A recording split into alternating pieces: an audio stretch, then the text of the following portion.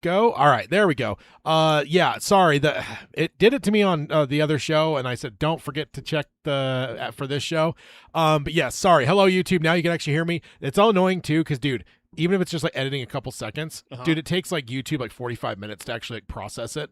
So like when I'm going to do like the whole rigmarole tomorrow, like I'm gonna have to like edit, and I'm like basically I'm just gonna have to like go and like watch an episode of something to like while you cut that out. Yeah, wait for it to like be done processing so I can actually like finish the YouTube video. So yeah, I really should have fucking remembered that. But I want to say we're out of practice, but we're really not. This is the second episode back of the year. So I mean, don't even have that excuse. It takes 3 times to make it a routine. Something. Right? You know? All right. Yeah, let's go ahead and hit the intro and get it started on the podcast side.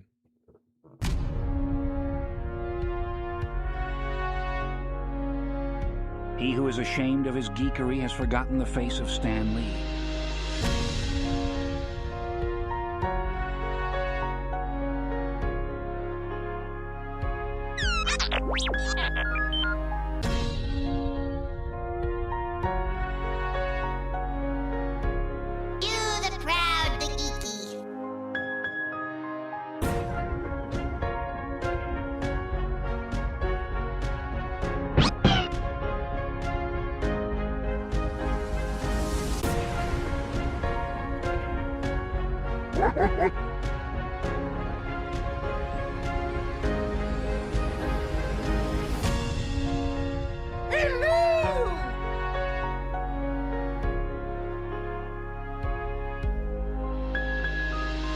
This is the podcast, Geekery Abides.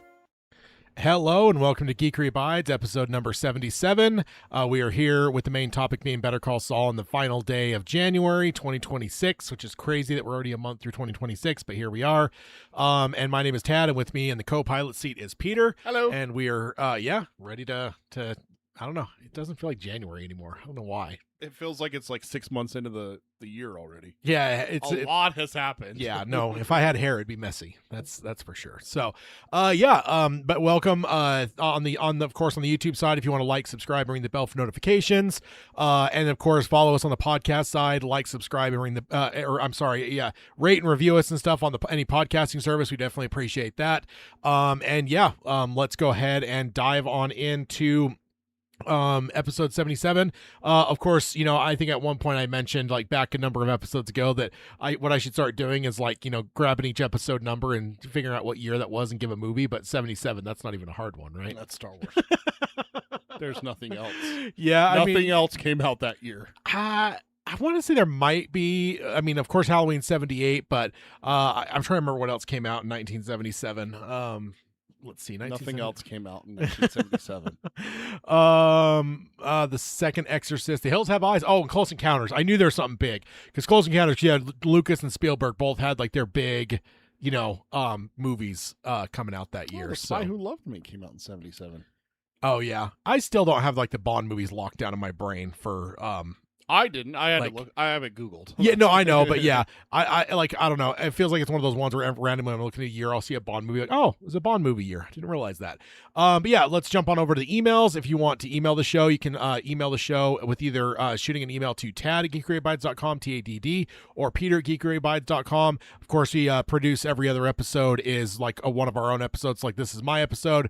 Next one will be Peter's. I do the odd ones. Peter does the evens. So email the shows whatever way makes most sense. Whether you want to email someone about their specific episode or whether you want to like surprise someone, then of course send it to the other person. That is a way to contact us.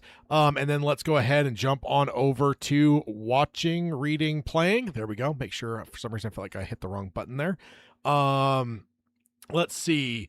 You know what? I'll go ahead and start because I feel like I've had you start a lot of times, most of it. So mine is light-ish. I think watching, I've got some stuff, but I haven't been playing anything actually. I haven't played it. I don't think I've turned a game on since the last episode. So interesting. I'm the flip. I haven't read anything. Yeah.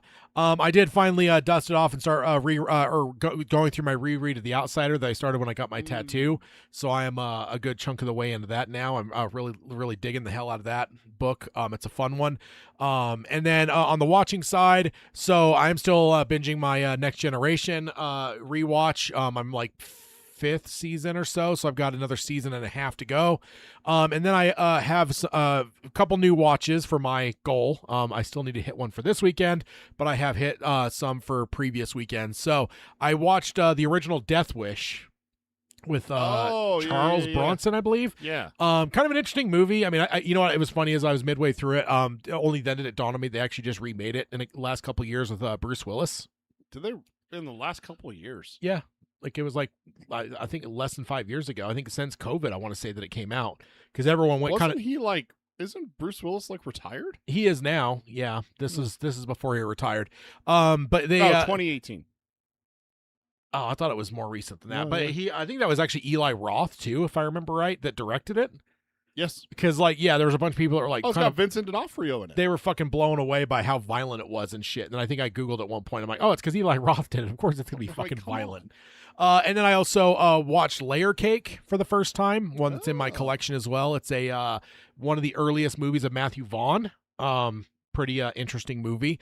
And then last weekend, Hayden and I went and watched Lord of the Rings in theaters. Ooh, I saw that they were back.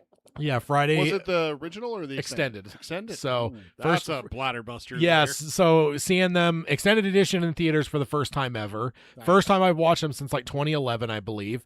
And then on top of that, I was telling Hayden, I'm like, I know they've re-released these in theaters, but this is the first time I made it back. So it's a 25-year anniversary of Fellowship, I guess. So it's 24 years since I've seen. Because we 24 saw Two Towers. 24 and 23 years since I've seen any of these movies in theaters because I saw Two Towers and Return of the King when they came out. So that was pretty cool though. It was a lot of fun with Hayden. Yeah, no, I just picked my spots. You know, I'm not 18 anymore, so I was not bladderbustering it. So I mean, I was drinking, but I wasn't like holding it. All right, this is Legolas's scene. Let me go to the bathroom. Yeah, anything with elves, let's just go to the bathroom. Oh, it's the elf scene in Fellowship. Let me go to the bathroom for a little bit. Fucking elves. I'll go for a walk, stretch my legs, kind of get some refreshments. Then are they still going? Nope, they're gonna go back out. So the streak is over.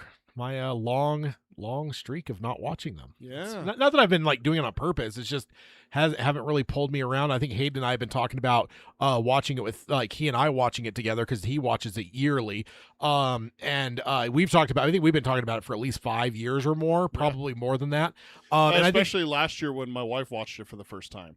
Yeah, so I think like maybe even like talking about it with Hayden, I think may have actually held me out of like watching it anyway, because like since we had already like talked about it, I'm like, well, yeah, it's like, well, now I can't just watch it on my own. So, so that was a lot of fun. And then I also watched Serpico, the Al Pacino movie. That's a first time watch as well in my collection. So I don't know what that one is. It's he's a well, let me just synopsize this very easily. He is a young cop that is moral in the New York Police Department in the 1970s. Damn. So the most corrupt time for New York City police. Yeah, pretty much. So it's kind of what you would expect, right? Like there's corruption, there's everything else. He won't take any money and he won't take the payoffs and shit. And yeah. So it's actually a true Al Pacino. Yeah, it's based on a true story, and it's actually funny because the real event happened only like a year and a half or 2 years before the movie actually came out.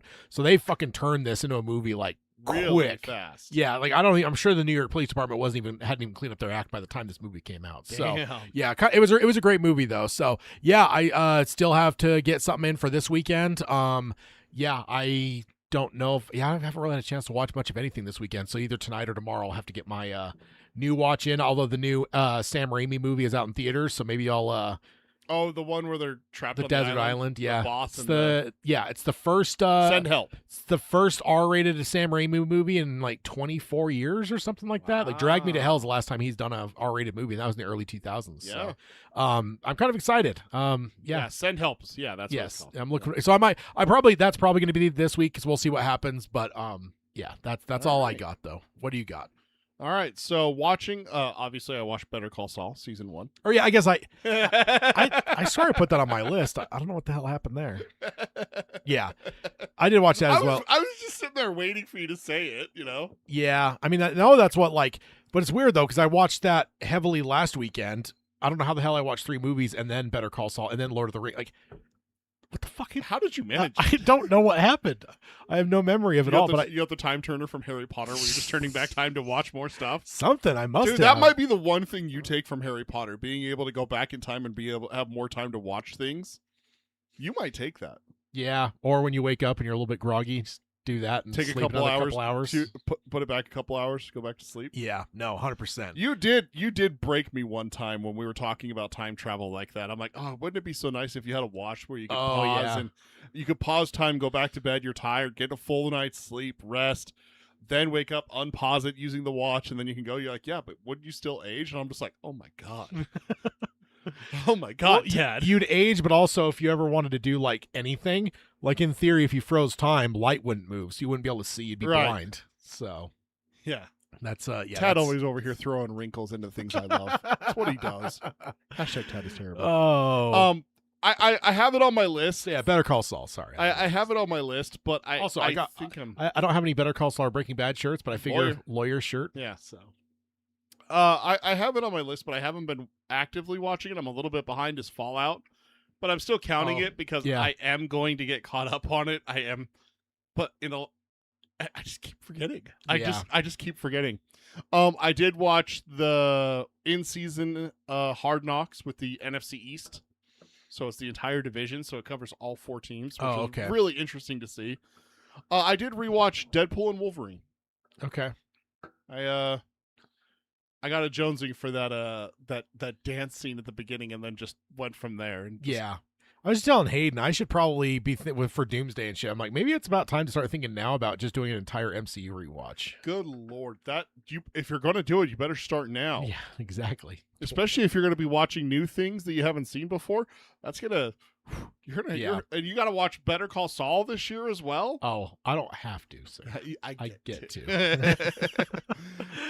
And then I watched Diamonds Are Forever because, of course, after I struggled, the final Connery movie before he left and came back, right? Or is that the one that he came back on? I don't know the older stuff at all for Bond. I just know that I love Sean Connery Bond movies. So, of course, they add like the entire Bond collection to Netflix after I just struggled through watching all 5 Daniel Craig Bond movies on Amazon Prime with commercials, which I can tell you is very fucking jarring, going from a really quiet, serious Bond moment to Whopper, double Whopper, triple. God, oh my God, it was so aggravating. And now they're all on Netflix. And you text me, you knew it would piss me off. No, too. I just texted you because like I knew you'd been kind of on a Bond kick. So I'm like, oh hell, that I know Peter would appreciate the hell out of this. Oh, that's what. Okay, because you were also looking months ago. You were asking about a collection that had everything. That's the reason why, is because I didn't want to watch it on Prime because of the fucking ads. I'm not giving Prime another goddamn dollar to take ads out of the stuff that I shouldn't have ads in. So that is the comeback. So is Dr. No, For Martial Love, Goldfinger, Thunderball, You Only Live Twice, then on Her Majesty's Secret Service, then it goes back to Diamonds Forever, and then you move into the Roger Moore era. And then, of course, Connery came back for Never Say Never Again, which is actually like the unofficial. It's not part of the actual pantheon, because there's like the whole thing where it was Thunderball. That's like, there was like a split legally where it was like this other group owned like part of it, so they could basically just remake Thunderball if they wanted to. I think it's Thunderball. So that's why like there's like unofficial ones and stuff. And they're actually right before, because I actually just in the last 10 or so years got folded back in, and that got resolved. But they were actually looking to remake it again because that's all they can make. That's the only legal rights they have, is they can do whatever they want with Thunderball.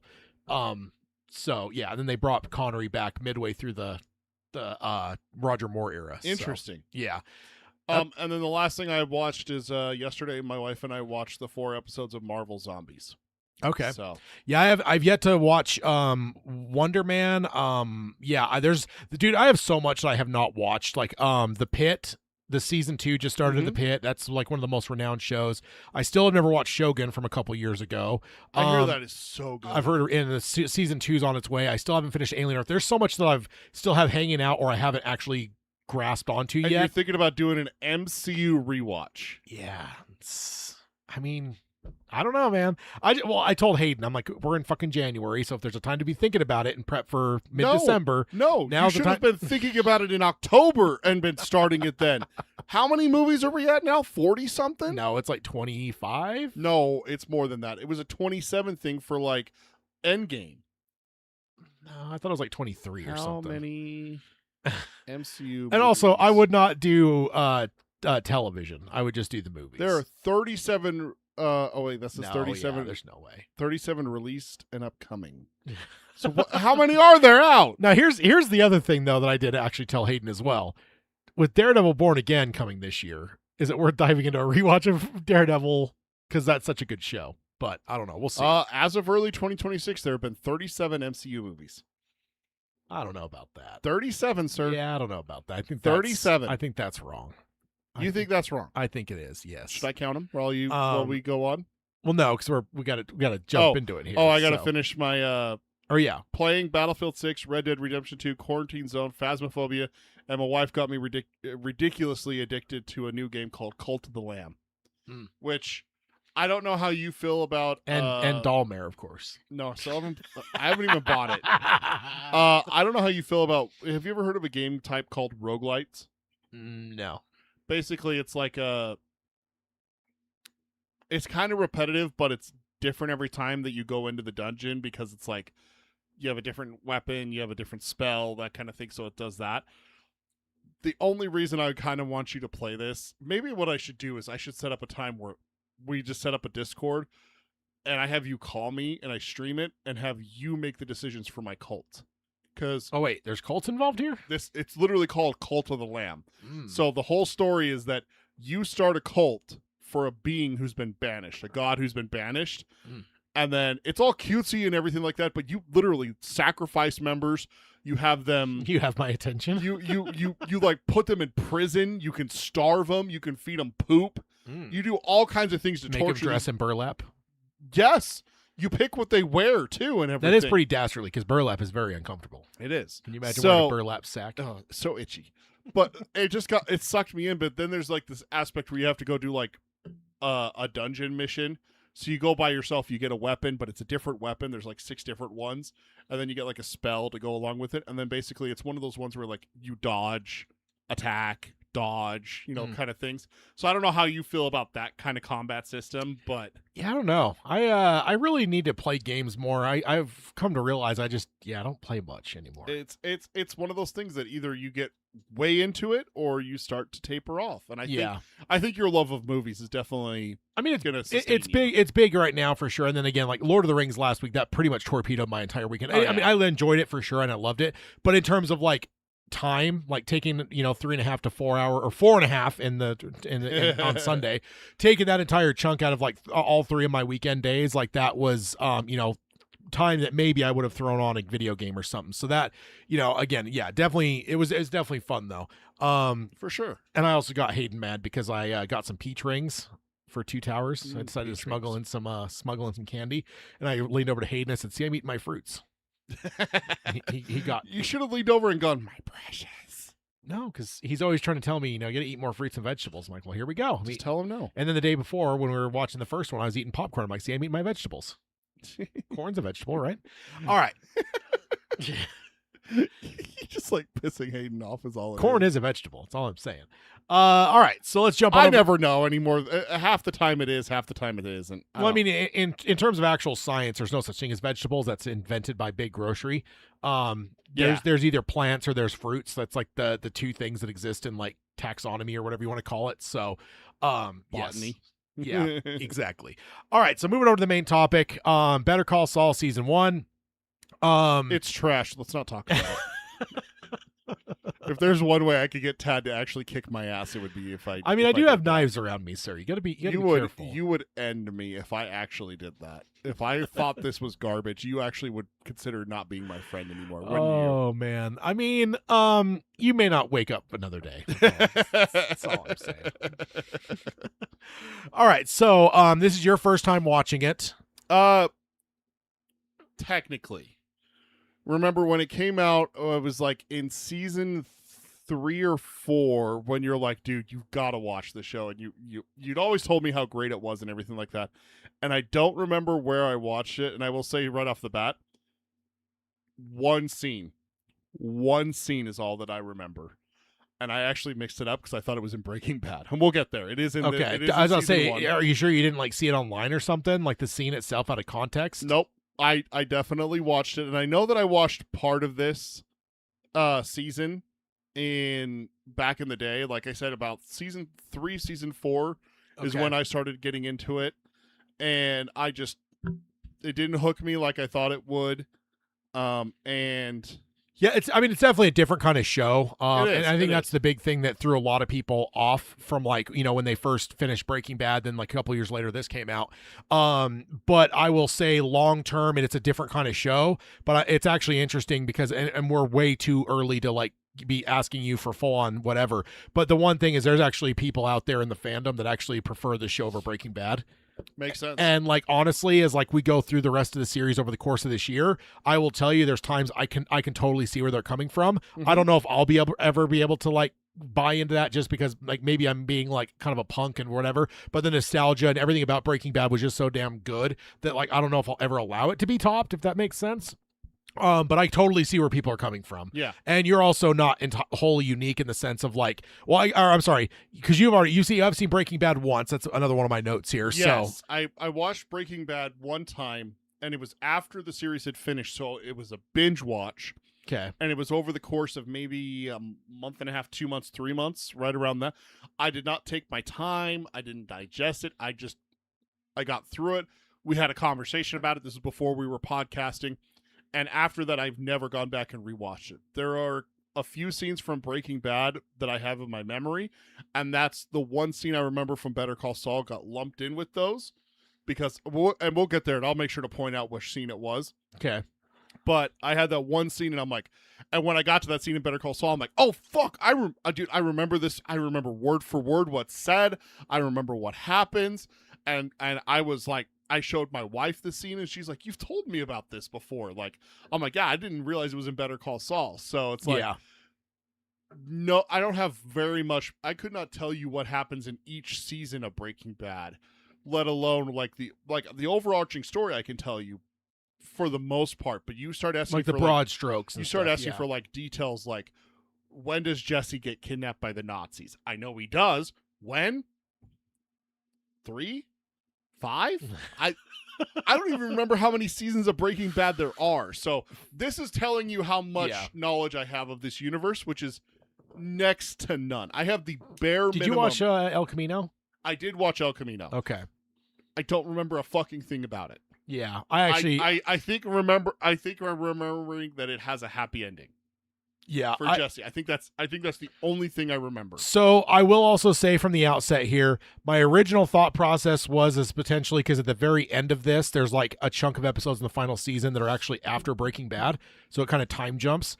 And I thought about making you wait and then maybe next year going through Breaking Bad and then coming back to it. But I just do not think that'll work. Like if we were actually like doing like, hey, over the course of the next month and a half, we're going to watch the entire of show, and then a month after that we're going to do the entirety of Breaking Bad. That's one thing, but the way we have to space these episodes out for the whole year, like it's basically going to be a 2-year project. I'm like, I can't hold those last 4 episodes like to not give you closure on this show. So we are just going to go straight through over the course of this year.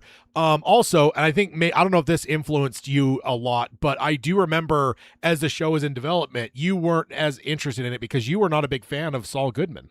I don't remember, but I don't think that I really cared for him that much.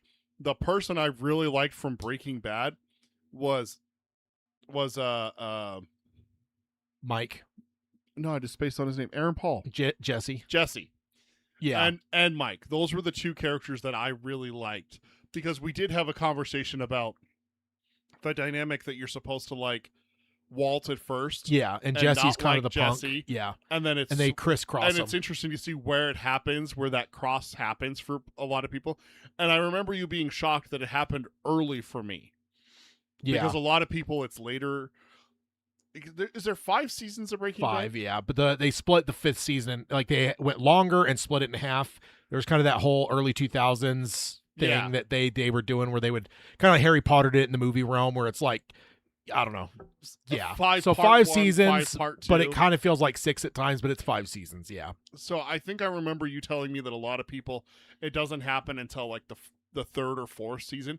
But for me, it was like the end of season 1, middle of season 2 that I'm like, yeah, fuck Walt. And you're like, really? And it was just like, I remember that part of it. And I remember really a lot of people turned on Walt with Mike. Yes. That's where he finally lost me. Yeah. I actually justified a lot for Walt as I watched the show, including poisoning a child. I mean, who likes kids anyway, right? Jesus Christ. always love when I can get a rise out of you like that. Every time. But I was able to hang with Walt for a lot, and I do think they did a great job. And I know this is a tangent because we're talking about Breaking Bad, and we'll whatever.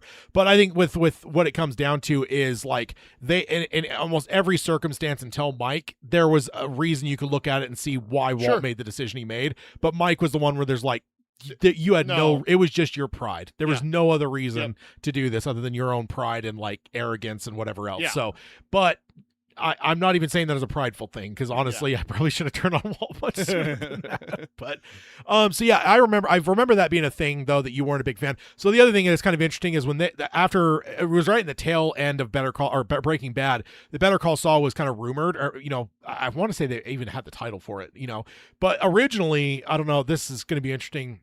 As you may not know this, but originally it was actually being thought of as a half-hour comedy. Oh, wow. And it would be kind of like just the hijinks of what does Saul Goodman's law firm look like before Walt comes and blows it up. Yeah. And it's like you can kind of get what that show might look like. I can see the bones of that inside of Better Call Saul because there is, in season 1, I've watched 10 episodes, which is, what, 5% of it? There's 5 seasons, right? Yeah, I want to say the final. No, it's 6 seasons. 6 seasons. 6 seasons. So I've seen 10 episodes of a 6-season show. Yeah. Call it 60 episodes and everything, whatever that is, 6%, whatever the hell the math is. I'm terrible at math. But I can definitely see the comedy because there are several comedic scenes in this show already. Yeah. Like Chicago Sunroof. Oh yeah. So did you God. Google that when he mentioned it? Because they don't pay it off in the show until episodes later where they actually tell you what it was. But I Googled it the second they said it because I'm like, that is a real thing, and I want to know what it is. I'm going to surprise you. I had heard that term before. Oh my God. And I knew what it was. How is that a thing? I don't remember where I learned it. But I remember being like, that means he shit in their sunroof. like he took a shit in their car. I'm like, damn. And then when he's talking through it, he's like, I didn't know his kids were in the back. Oh my God. Spoiler alert, Ted. We haven't got there yet. That's like episode 10. Oh my God, dude. It's so funny, man. I love it.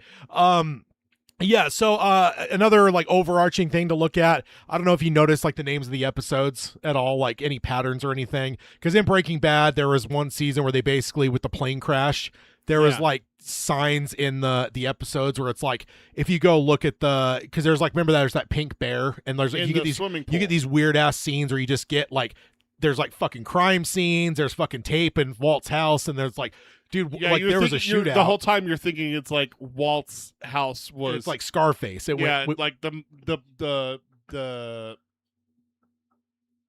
Not the cartel. Cartel. Yeah. Not the mob, but the cartel showed up and just finally had enough of his shit and just like blew his house away. And so there's all these, and every episode that has one of those bear scenes to start, if you go look at the name of them, it's like 747 down over ABQ. So like when you read that, it's like, oh, that's what fucking happened. A 747 blows up and fucking crashes all over Albuquerque. So it's like, but you have to like kind of not math it, but you have to like, it's puzzly where you're like, it wasn't every episode because there's like 13 episodes or whatever. And like, it's only like 4 or 5 or 6 of them that have the things to show you that. Yeah. So going through this, there was always people like trying to be very suspicious of detective work. And they got kind of bamboozled a little bit because the whole like theme they had here is they wanted everything to start with an O or end with an O.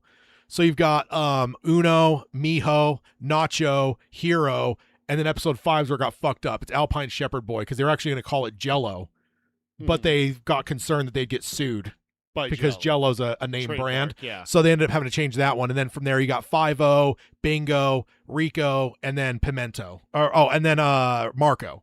So every one of them except for the one ends in an O. They're like, wait a minute, what's that one? Yeah, exactly. So everyone was like, what the fuck? And I remember like the behind the scenes podcast that they always do, they mentioned like, yeah, we wanted to call it Jello, and that was kind of our idea to have O's at the end of everything, but I don't even remember if it was their decision or if AMC or Sony, whoever it was, that was just like, no, you're not risking a lawsuit on that. Some lawyer, which is funny because the show is about lawyers. Yeah. Was like, you shouldn't do that. Yeah. Lawyers. There's not enough lawyer jokes in the show so far. We'll get there, I'm sure. And there's a few, but not nowhere near as much. So I want to just as an overarching thing before we dive in and kind of hit up some episodes a little bit and talk about them. I want to just zoomed out kind of go through. So you weren't a fan of Saul, even if you don't remember it. I remember because you were just like, I don't know if I'll watch it and stuff. And the bigger reason was like, I just didn't like Saul Goodman. Why would I watch a show that's all about him?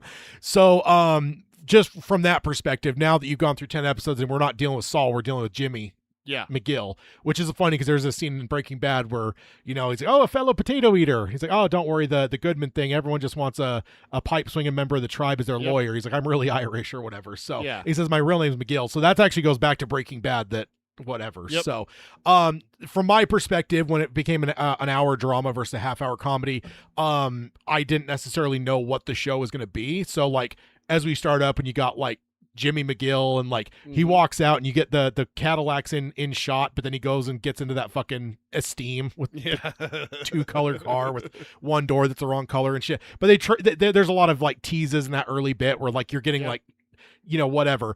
So what, you weren't a fan of Saul. What is your feelings right now of Jimmy? So I actually have a whole thing about this because I know I have been openly critical of what I am now being calling VRS, which is villain redemption syndrome. I am not a fan of it. I'm sick and tired of it. I don't mind this.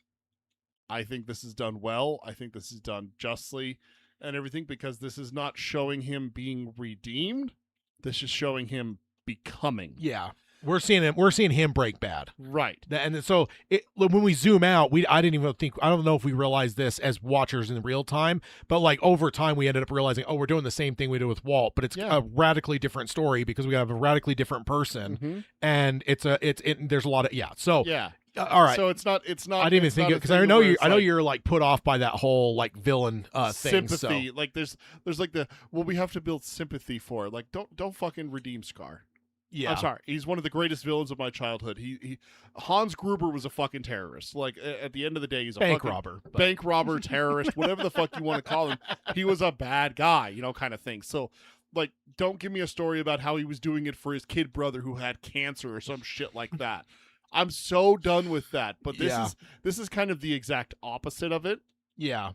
And one of the things I love, and I have notes about this throughout the season, because I just went episode by episode and just took some notes down. Yeah. I love that we see him try. Yeah. We see him hit rock bottom. We see where it hit rock bottom with the Chicago sunroof and everything like that.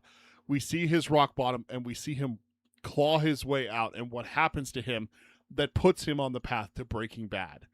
Yeah. I like you calling it that he is going to break bad. Yeah. And we know, and that's the interesting thing, because like this is a prequel, so like we know where this ends up. Right. He ends up being the lawyer that is going to help Walter White. But you don't get his background in Breaking Bad. No, not at all. I mean, there's a couple references, and there's in this season even, because there's one point when I don't remember the context, but he's talking to Walt about something. He's like, I once slept with a lady that thought I was Kevin Costner. Yeah. And he's like, and she believed it because I believed it. Exactly. So like then we pay it off here. Yeah. So it's like little things like that, but you don't have the whole story. You don't know who this character is and everything like that. But then also at the same time, I mean, the very first scene that we have is not his past. It's not the present. It's not even the past in Breaking Bad.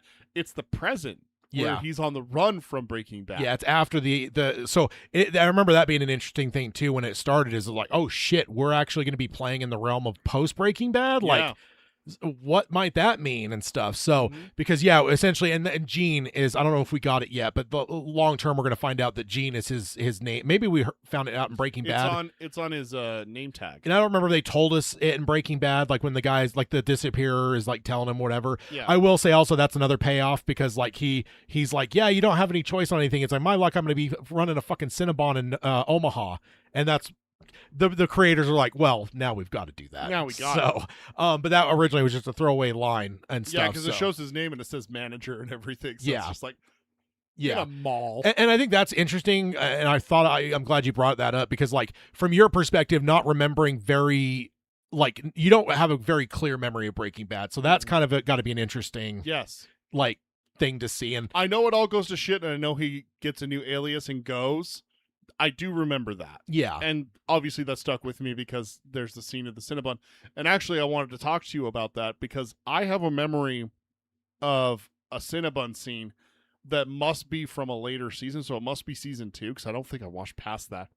It's where he goes to take out the trash and accidentally locks himself out.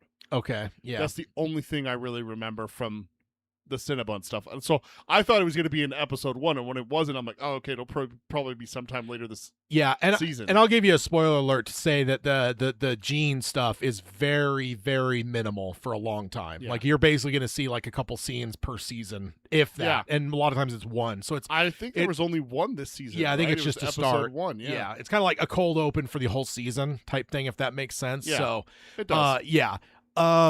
Let's see. So all right. So I guess overall, I guess put a button on it. Like, do you feel more like sympathetic about like because you didn't like Saul, but is Jimmy actually? Does he? I really like Jimmy. Okay. Like, I mean, like, I get it. He's kind of skeezy, slipping Jimmy, you know, that kind of thing. But at the same time, it's like, is he really a bad guy? Like, the people that he's ripping off, you know, like, he's not ripping off kids. He's not ripping off, you know, a guy who's a hardworking dad who goes into the bar to make to have a couple beers with his friends after a hard work, you know, on the assembly line or at the steel factory or whatever, because they're in Philadelphia, right? No, that's where Mike's from. Yeah, Mike's Philadelphia. He's Cicero, Chicago, just outside of Chicago. Yeah. You know, so you know, like these guys are hardworking guys. He's not taking advantage of those kind of guys. He's taking advantage of assholes and like the business guy in the with the coin. 10th episode with the coin, looking west. Yeah, looking west, like that guy. You know, like threatening to call. He was going to call the cops on you. You know, like come on, man. You know. Yeah.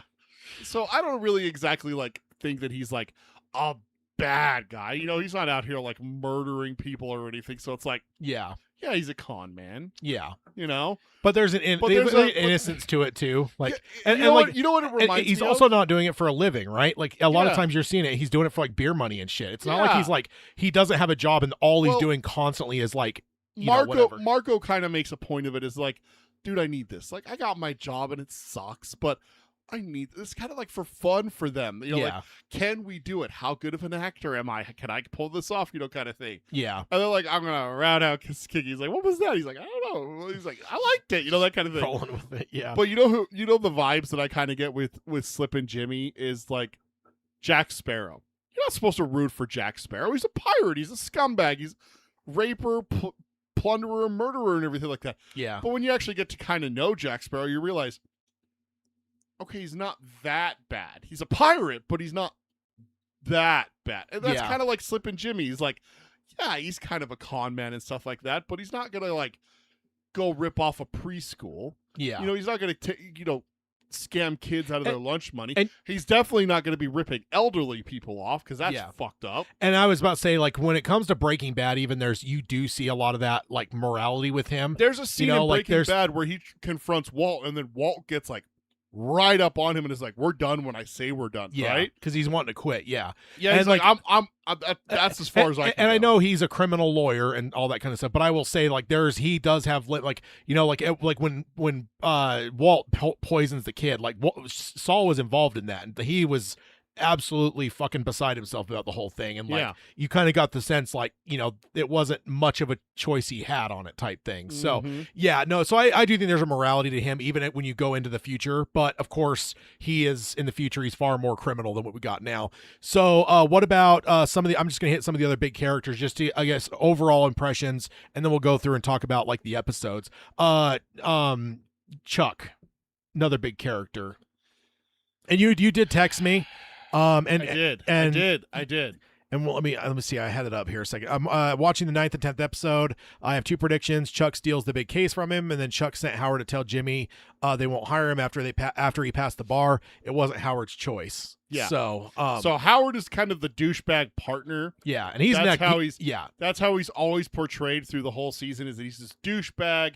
He doesn't like Jimmy. He's always at odds with him over the health of Chuck, the care of Chuck, and everything like that. And then you get the flashbacks where it's like, Hey, I passed the bar. Look, I passed the bar. From where? American Samoa. And it's like, I want to get an American Samoa law school shirt. That's there you that's go. a shirt I want to get. There's your deep dive into That's- there you go. Yeah, I've been wanting that for years. So What I is need what is it? The go Land fly crabs. Land crabs. land crabs.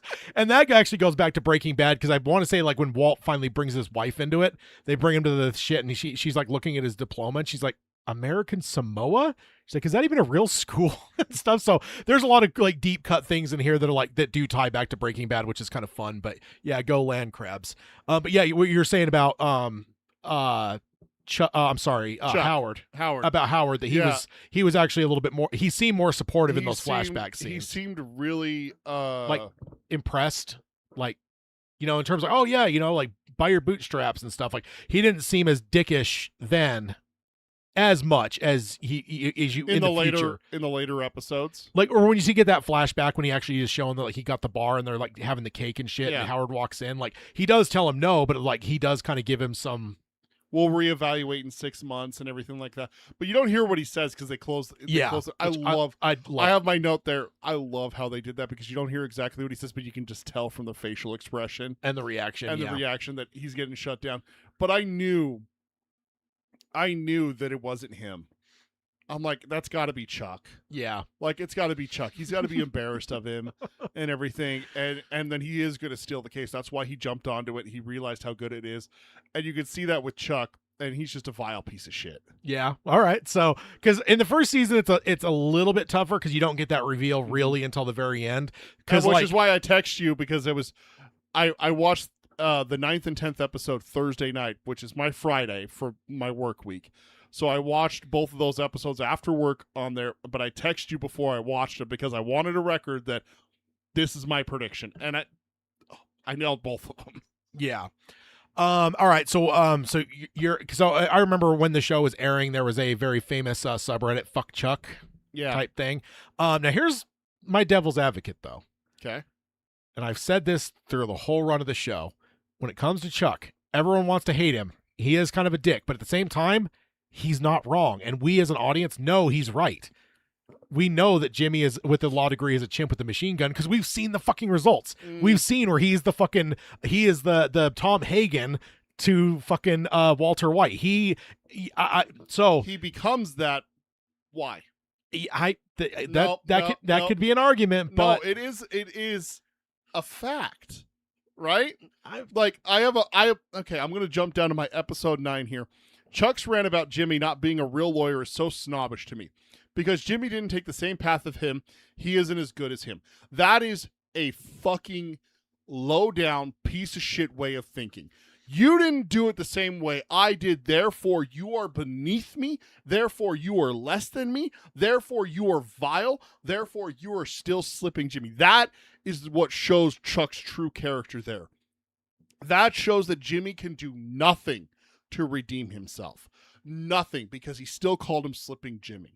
Yeah. There is no way for Jimmy to redeem himself, and that's what's wrong with Chuck. And I think that's Chuck's worldview, is that people never change. And of course that, not a lot of people agree with that. I think that all of Hollywood and movies and everything and TV, love the idea of people changing. So it's the character development, right? But yeah, but I'm just going to say over the course of like the year as we go through these, I will bring that up at times where it's just like, I think it's way more complicated than people make it out to being, because everyone wants to just make it out that Chuck is just this absolute villain, but it's like he is actually right. And we actually, even in like this season early on, we do see indications of it, right? He's become Slipping Jimmy to try to get the Kettleman case. So it's like, hey, you know what, and the other thing is too is like, and Chuck is like, he is like so dedicated to the law, like that's his God.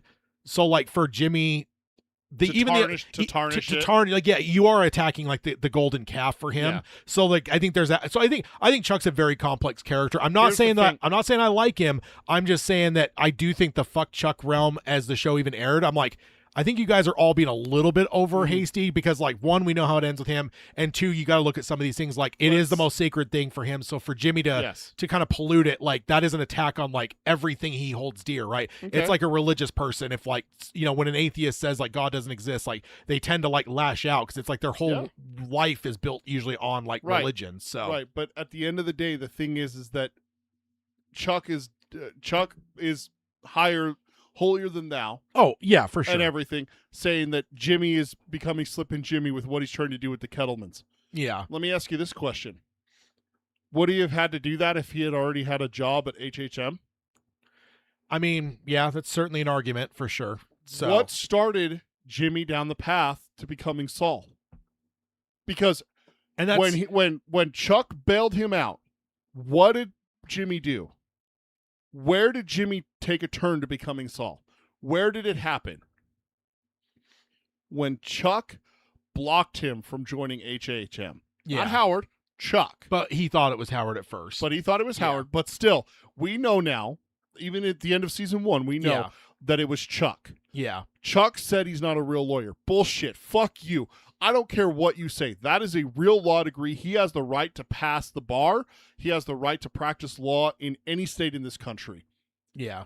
That's Well, the I think there's bars for every state. But, okay. Yeah. So he passed the bar for New Mexico. He's allowed Yeah. to practice law in New Mexico. So by his golden calf and everything like that, he can go fuck himself. Because right there, he's a fucking hypocrite.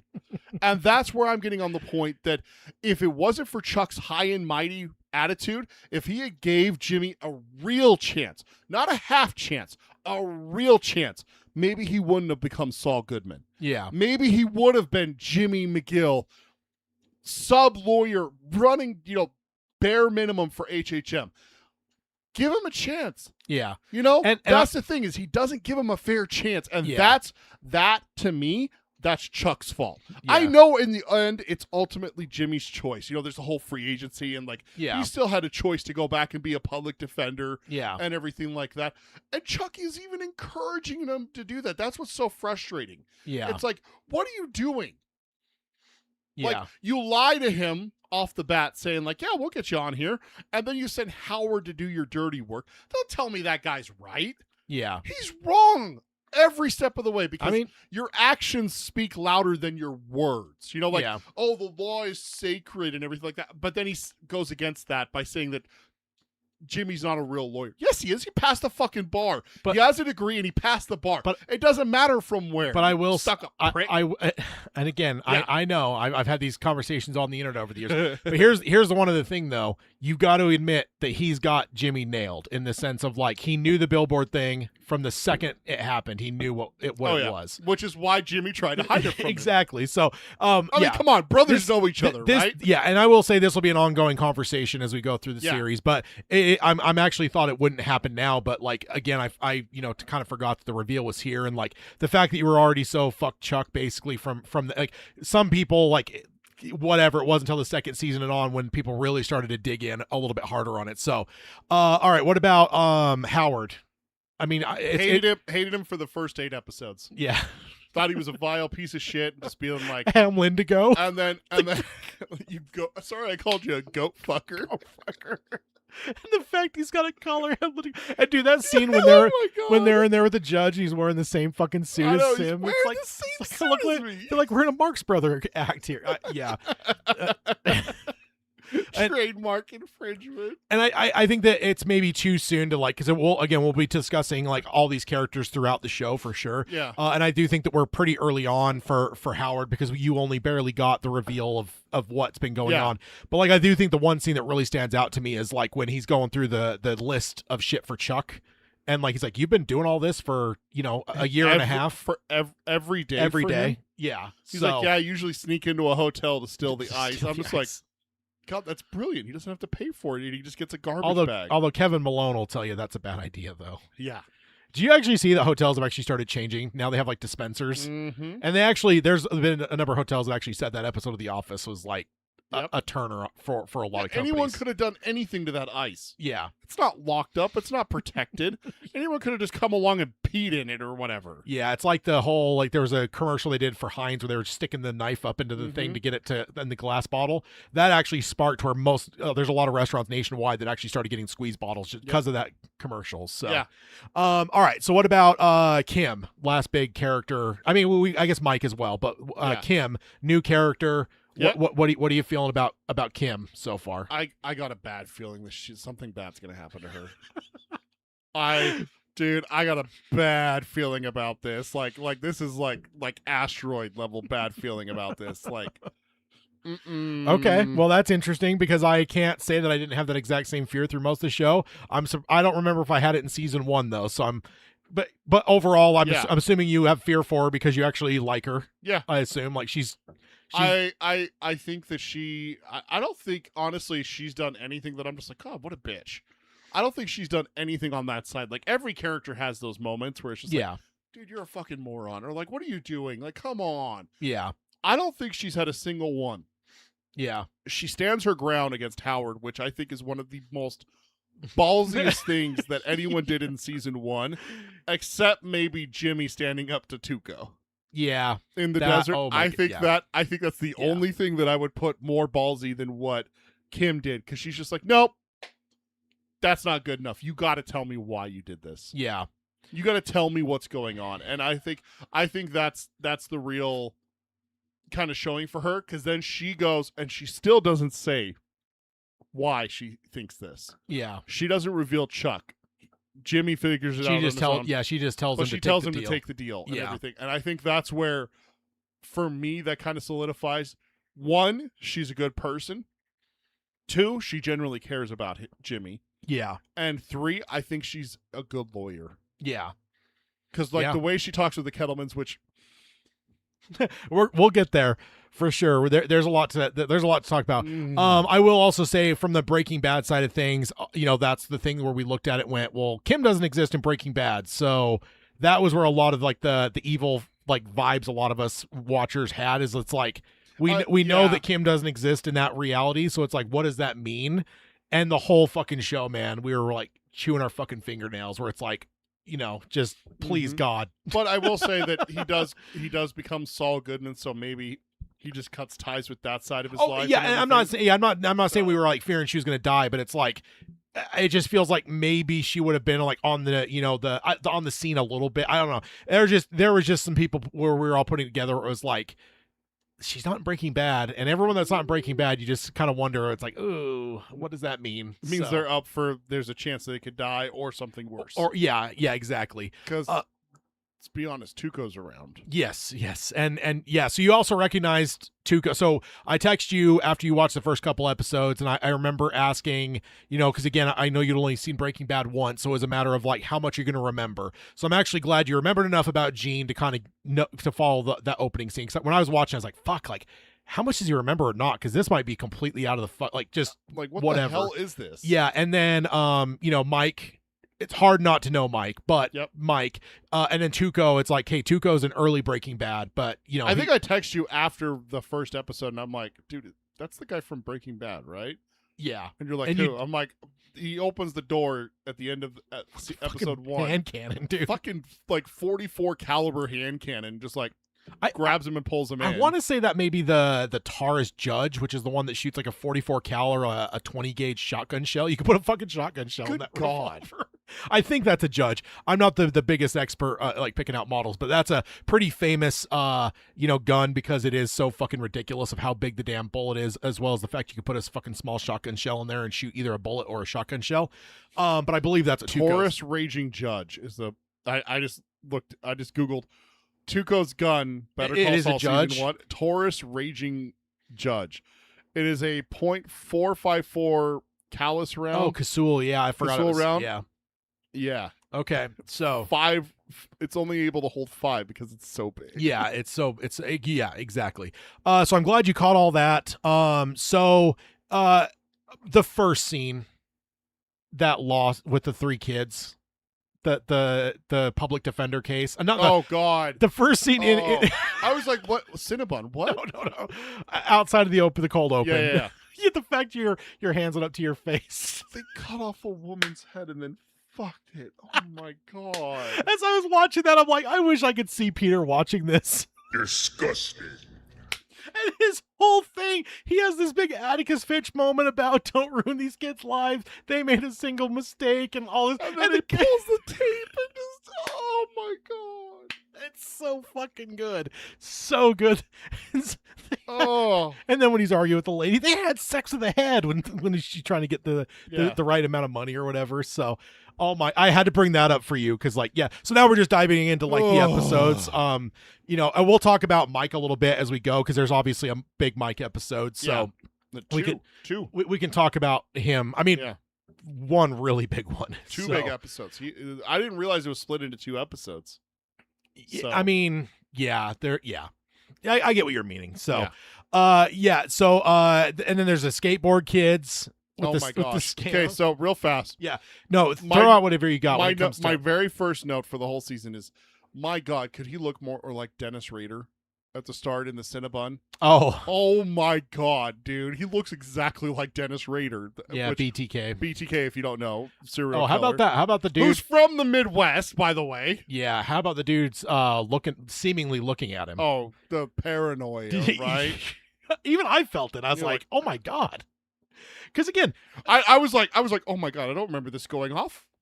Right away. Like, oh my God. And then he goes out and hugs the girl, and I'm like, oh, okay. And here's the thing is like, it goes back to a line from Breaking Bad where it's like, he shows up to the Walton Skylar's car wash.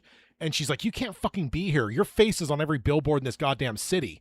Like, that you got to let that resonate in your head a bit where it's like when you're in like the Gene era where it's like, this isn't just some like lowly lawyer. Like, no, dude, his face is on every fucking billboard, every park, every bus bench. Like, I will say some people will recognize that, but there are lawyer billboards all around the valley here where we live. I wouldn't be able to pick them out of the lineup.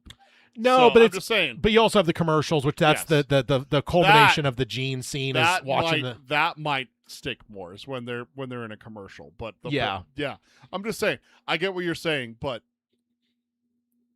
I would still be terrified seeing someone looking at me like that. No, 100%.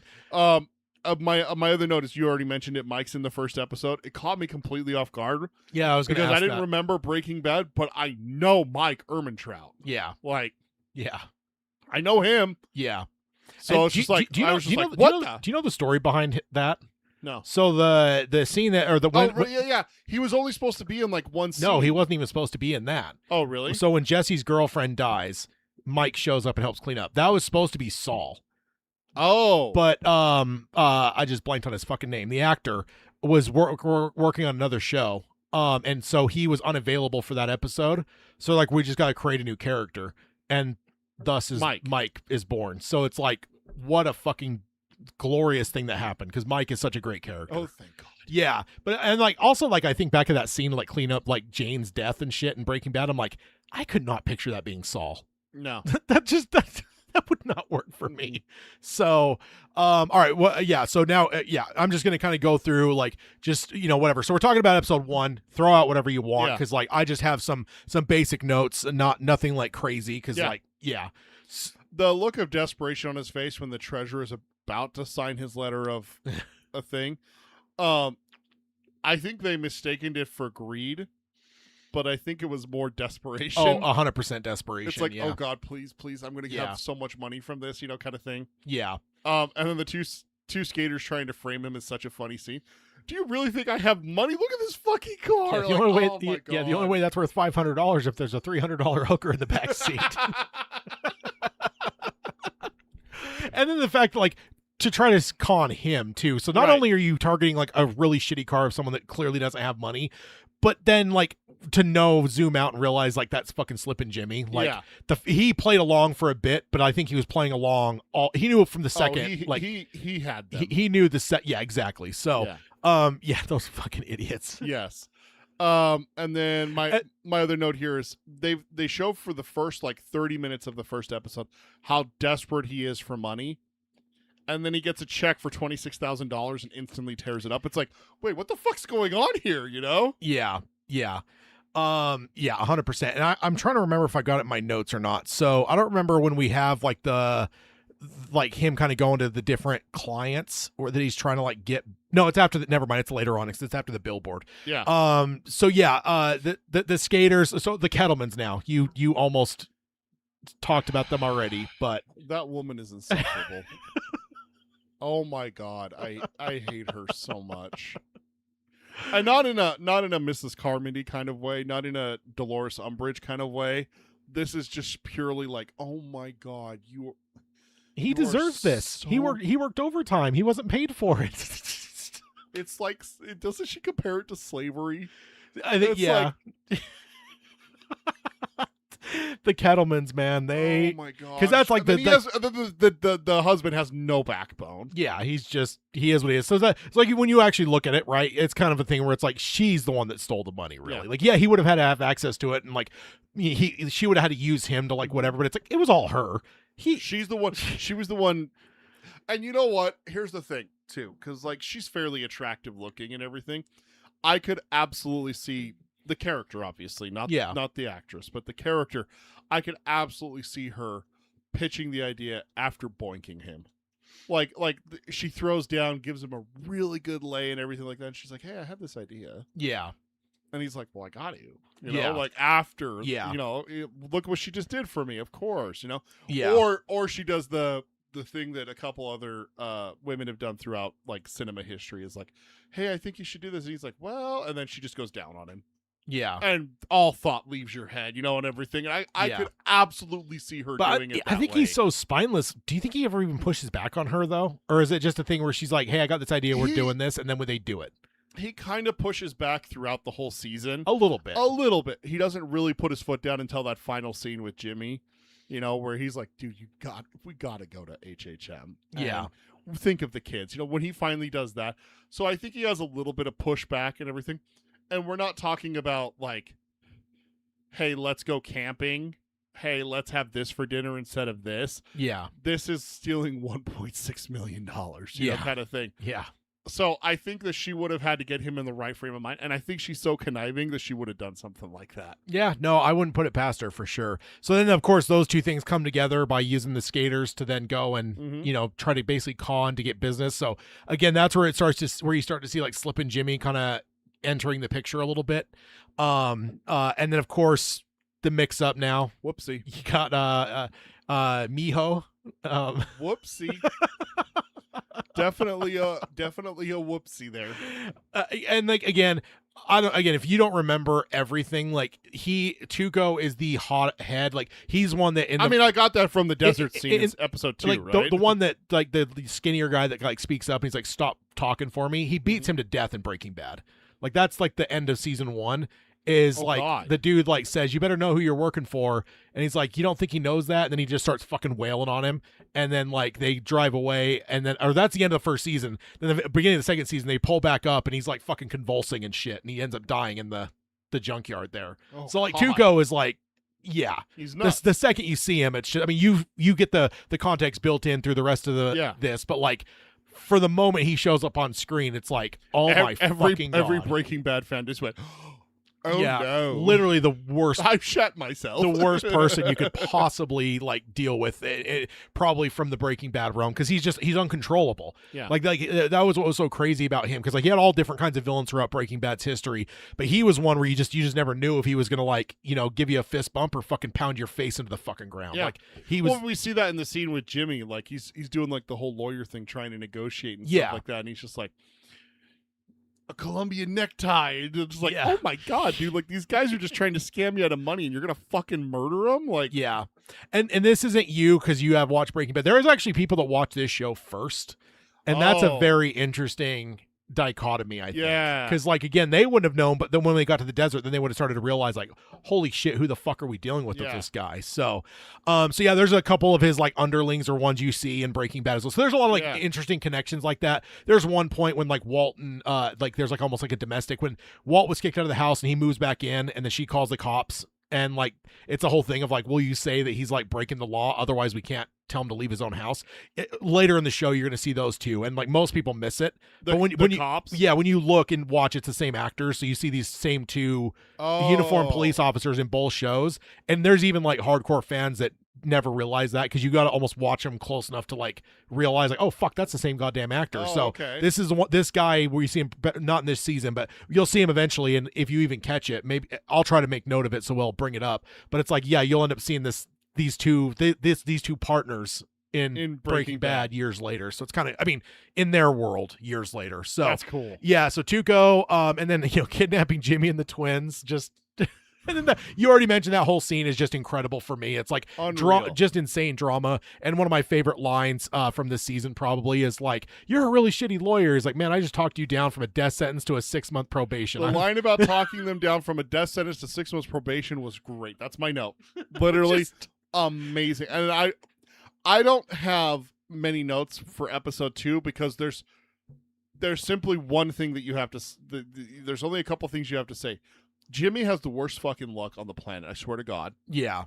To have Tuco's grandma driving the same car as Mrs. With the Kettleman. same first letter of the license plate too. Everything. Same color. Everything. Yeah, same color, and it had the Everything. same because he only quizzed them on like what's the first letter of the license plate. So it's like, man, It's not really their fault, realistically, when you no, look at it. it's not.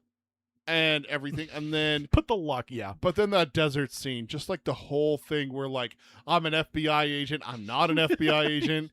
The guy realizing Operation that, Kingslayer. the guy realizing that I don't remember who the other guy's name, the smooth talker that Jimmy ends up defending. Nacho. Nacho. Yeah. Nacho So realizing. yeah, we'll talk about him. I mean, you can bring up whatever you want now. I'm just going to say that I will say Nacho is also a newcomer to the show that ends up being a fairly sizable role throughout the show. And we see it later in the season, so I'm not spoiling anything to say like we get him with the Kettleman shit, but then even later we get I do have his name written down. Taco. Yeah, right there. Nacho. Oh, I have it written down as Taco. Yeah, it's Nacho. But like later we get he becomes like connected to Jimmy through the guy stealing shit from his work and the protection thing. So it's like it all is like this weird thing where it's like it all keeps connecting back. Or no, that's Mike. That's Mike. But either way, like it's this weird like salad of things going on. But yeah, I was very confused there for a second, but now I know. Yeah, no, I'm sorry. Yeah. Oh, and then I guess we also didn't mention in episode 1 though. The only other thing we didn't mention is the reveal of Chuck because we talked about him as a character. Oh, right. His condition. The condition. Did you believe it to begin with? At least you just thought it was a psychosomatic 100%. 100%. I thought it was psychosomatic. Even before the hospital when like the doctor pulls the shit and stuff. Yeah, I don't remember what my thoughts were, but I want to say I was starting to disbelieve it before we got to the hospital, but yeah, it certainly it seemed too outrageous that a human being could be allergic to electricity because just simple biology, your neurons firing from your brain are electricity. Yeah. Like we're a giant fucking battery. Yeah. Like to say that we're allergic to, and now I understand there are people who are like water sensitive.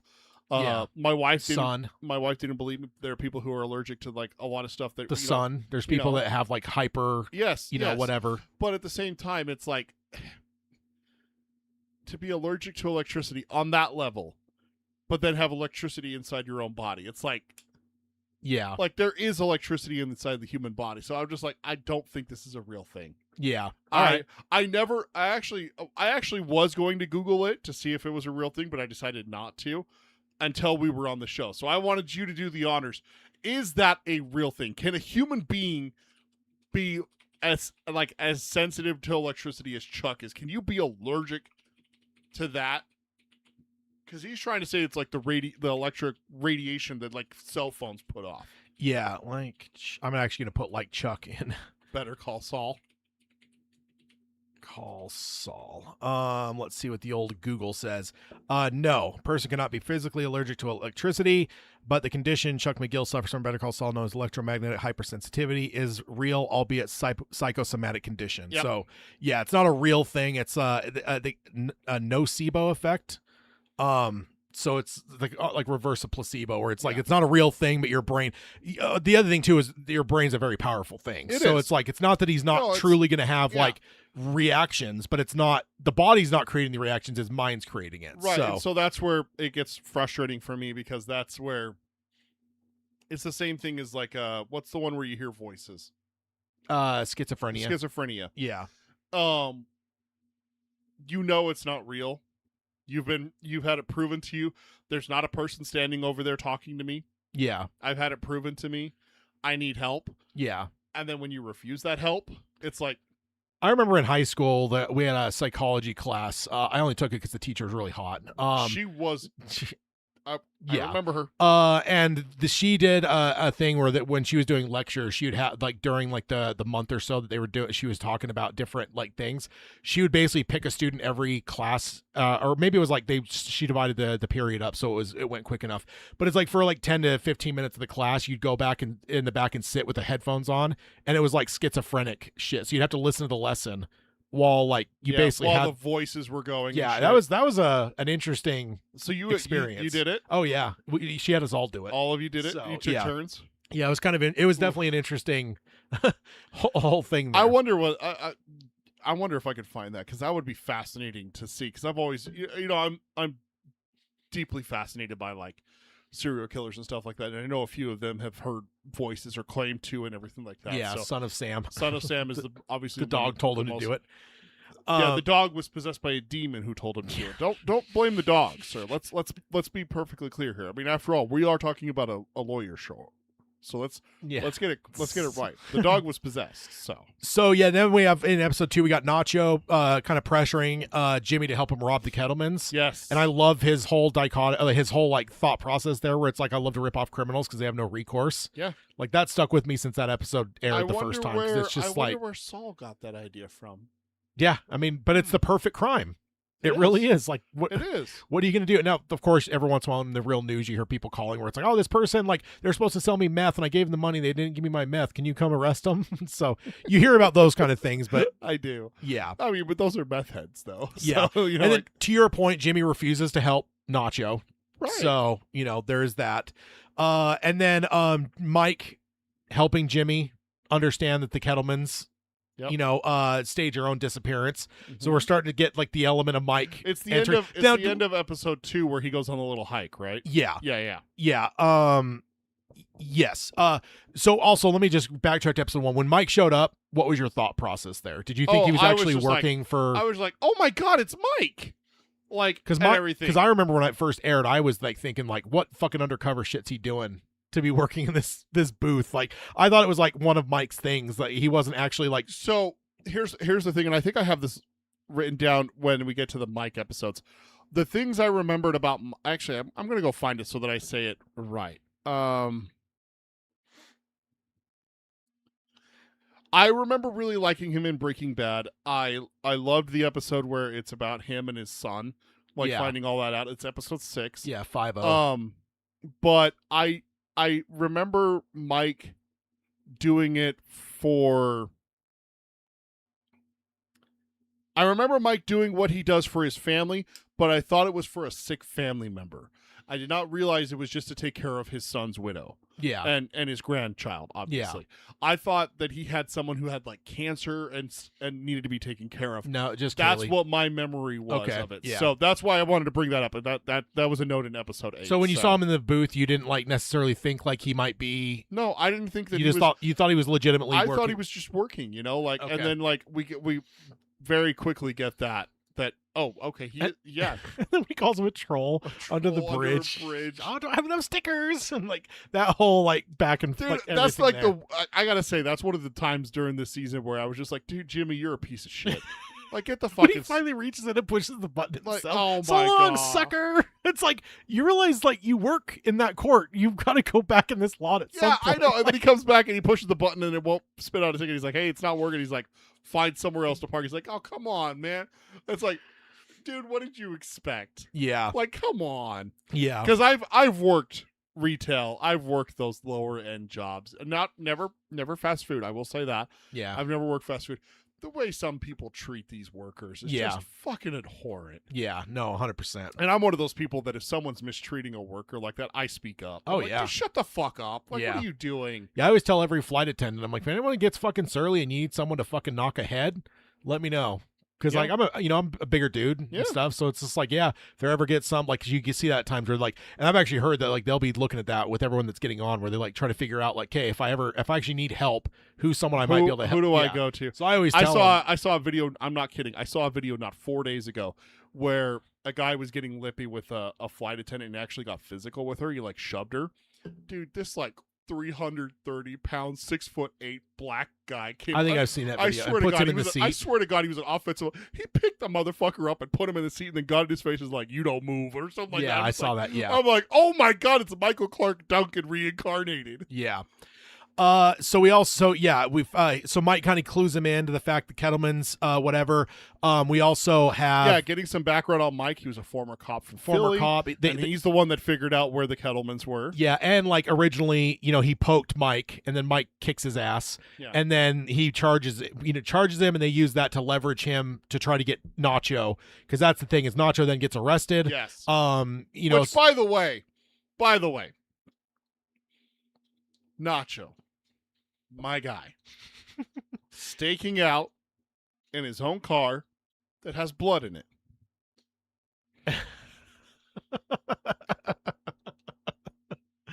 Use someone else's car. Take your fucking plates off if you're gonna stake someone. If you're gonna sit within eyesight, not binocular distance, but eyesight. But then again, he didn't expect Jimmy to be calling them up and warning them. So no, but you have to take precautions, right? Like, you're a career criminal and you're going to do something so dumb. Yeah. While you have blood in your car. Yeah. I mean, I wonder if he even knew the blood was there as much, though. He knew. I don't know. And if he doesn't know, that's not vindicating him. That's putting him more at fault for being so dumb. Also, Kim, did you use the sex robot voice? He uses the wax paper. So they're lovers, right? They're not just friends. It's a good question. It's definitely a question that was asked quite a bit. Kind of like around the same era, Rebels was coming out, and it was like, Kanan, Hera, is that like a thing? And it wasn't until seasons in that it was finally like, okay, finally, yes, they're a thing. And then I had a note from episode 1 I forgot to say. Yeah. There's the scene where he goes to HHM and he throws the fit about the check. Yeah. And when he goes to the lobby, he sees the Kettlemans. When he comes out of the elevator and he kicks the trash can, have you ever noticed that the trash can has a dent on the backside? Before, yeah. Like he's done that before? 100%. I love that. Yeah, yeah. That is great. I want to say that unless my memory has actually invented it, I believe we actually see that scene at some point in the series where you see the first one. Is it after Howard comes down and says that he can't be a lawyer and maybe he goes down? Or... If we haven't seen it, I don't know. I maybe I'm just inventing it in my mind, but yeah, 100%. Because even when he's first walking in, it like lingers a little bit so you could see the dent. So yeah, because it's behind the trash can and he's coming out of the elevator towards the trash can and kicks it. Yeah. So it's like no, I mean even before when he's going into the place. Oh yeah. Like so it's like it lingers a bit to see like the dent in your. He's done this before. Yeah, and you're like, oh, it's dented. That's kind of weird. Then when he comes out and destroys, like, oh, so he would have done it the first. It's a lot like Walt. He punches the fucking air thing in the doctor's office when they tell him he's in remission, and so then there's a few different times you see him back at the doctor's office and he looks up and sees that bent to fuck thing that he punched because so it's kind of echoing Breaking Bad a little bit there, but yeah, and then Jimmy confronting the Kettlemans in the desert. Mrs. Kettleman is so dumb, comparing her husband's working salary to slavery. Good Lord. Then says Jimmy is the kind of lawyer that guilty people hire, as she holds out the stack of stolen money for him to take that they stole. Yeah.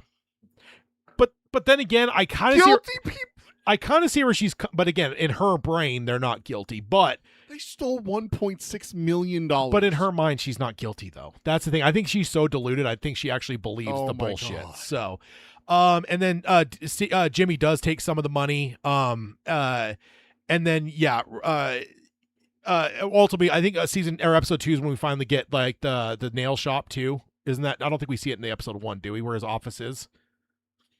Yeah, it's episode 2 because he goes home to it, and then like next day Nacho shows up there. No, it's right then because he folds everything out, put the bed out and everything. Has his drink, and then there's a knock. You got a customer and stuff, and that's Nacho. So that's a sad state of affairs. That's where he's living That's where too. He's living. Yeah, I think we see cucumber water for customer. What we do is we see it in episode 1. But we only see it as an office. We don't realize he's living there. Oh, that's the reveal that he's sleeping there and living there is in episode 2. Yeah, that's right. Yeah. And then so then moving on to episode 3, Nacho. Unless you had more notes on 2, but Standing up to the Kettlemans and taking the money is actually episode 3. oh, Yeah. I put my. I guess I have Because my remember, notes wrong. he finds them at the end of episode 2. He's like, "Hey, listen to this," and then that's the end of the episode. So I knew because I had to wait a day to be able to watch it because I was getting close to I had to go to sleep. I had to go to work the next day. So I was like, Yeah. God damn it, I want to know what happened. So Yeah, that's the only reason. My note, he took the money. I didn't think that he would. yeah, And then he's getting Nacho out of prison, right? yeah, Out of police custody, I should say. He never got to prison. Nacho's pissed at him and you're gonna pay for this. And then Jimmy standing up to him was fantastic, saying exactly what I was thinking. Dude, how careless could you be? yeah, To you're gonna stake him out in your own car. There's blood in it. What are you thinking? yeah, Exactly what I said earlier. It's yes, tell him, Jimmy. yeah, yeah. Yeah. So yeah, then we move to episode 3, which is where the full, because I think we finds him in the tent, and then the episode ends, and they start the confrontation. The bag rips, the money drops. That's where the episode ends. Then you move. That's it. Then you move to the rest of the scene in the next episode. Right. So Right. yeah, And then he has the line where it's upon this rock I will build my church. yes, 100%. Oh, and then in episode 2, I also have another note about we get more on Chuck's condition, more about the electricity. You also get the space blanket. Very.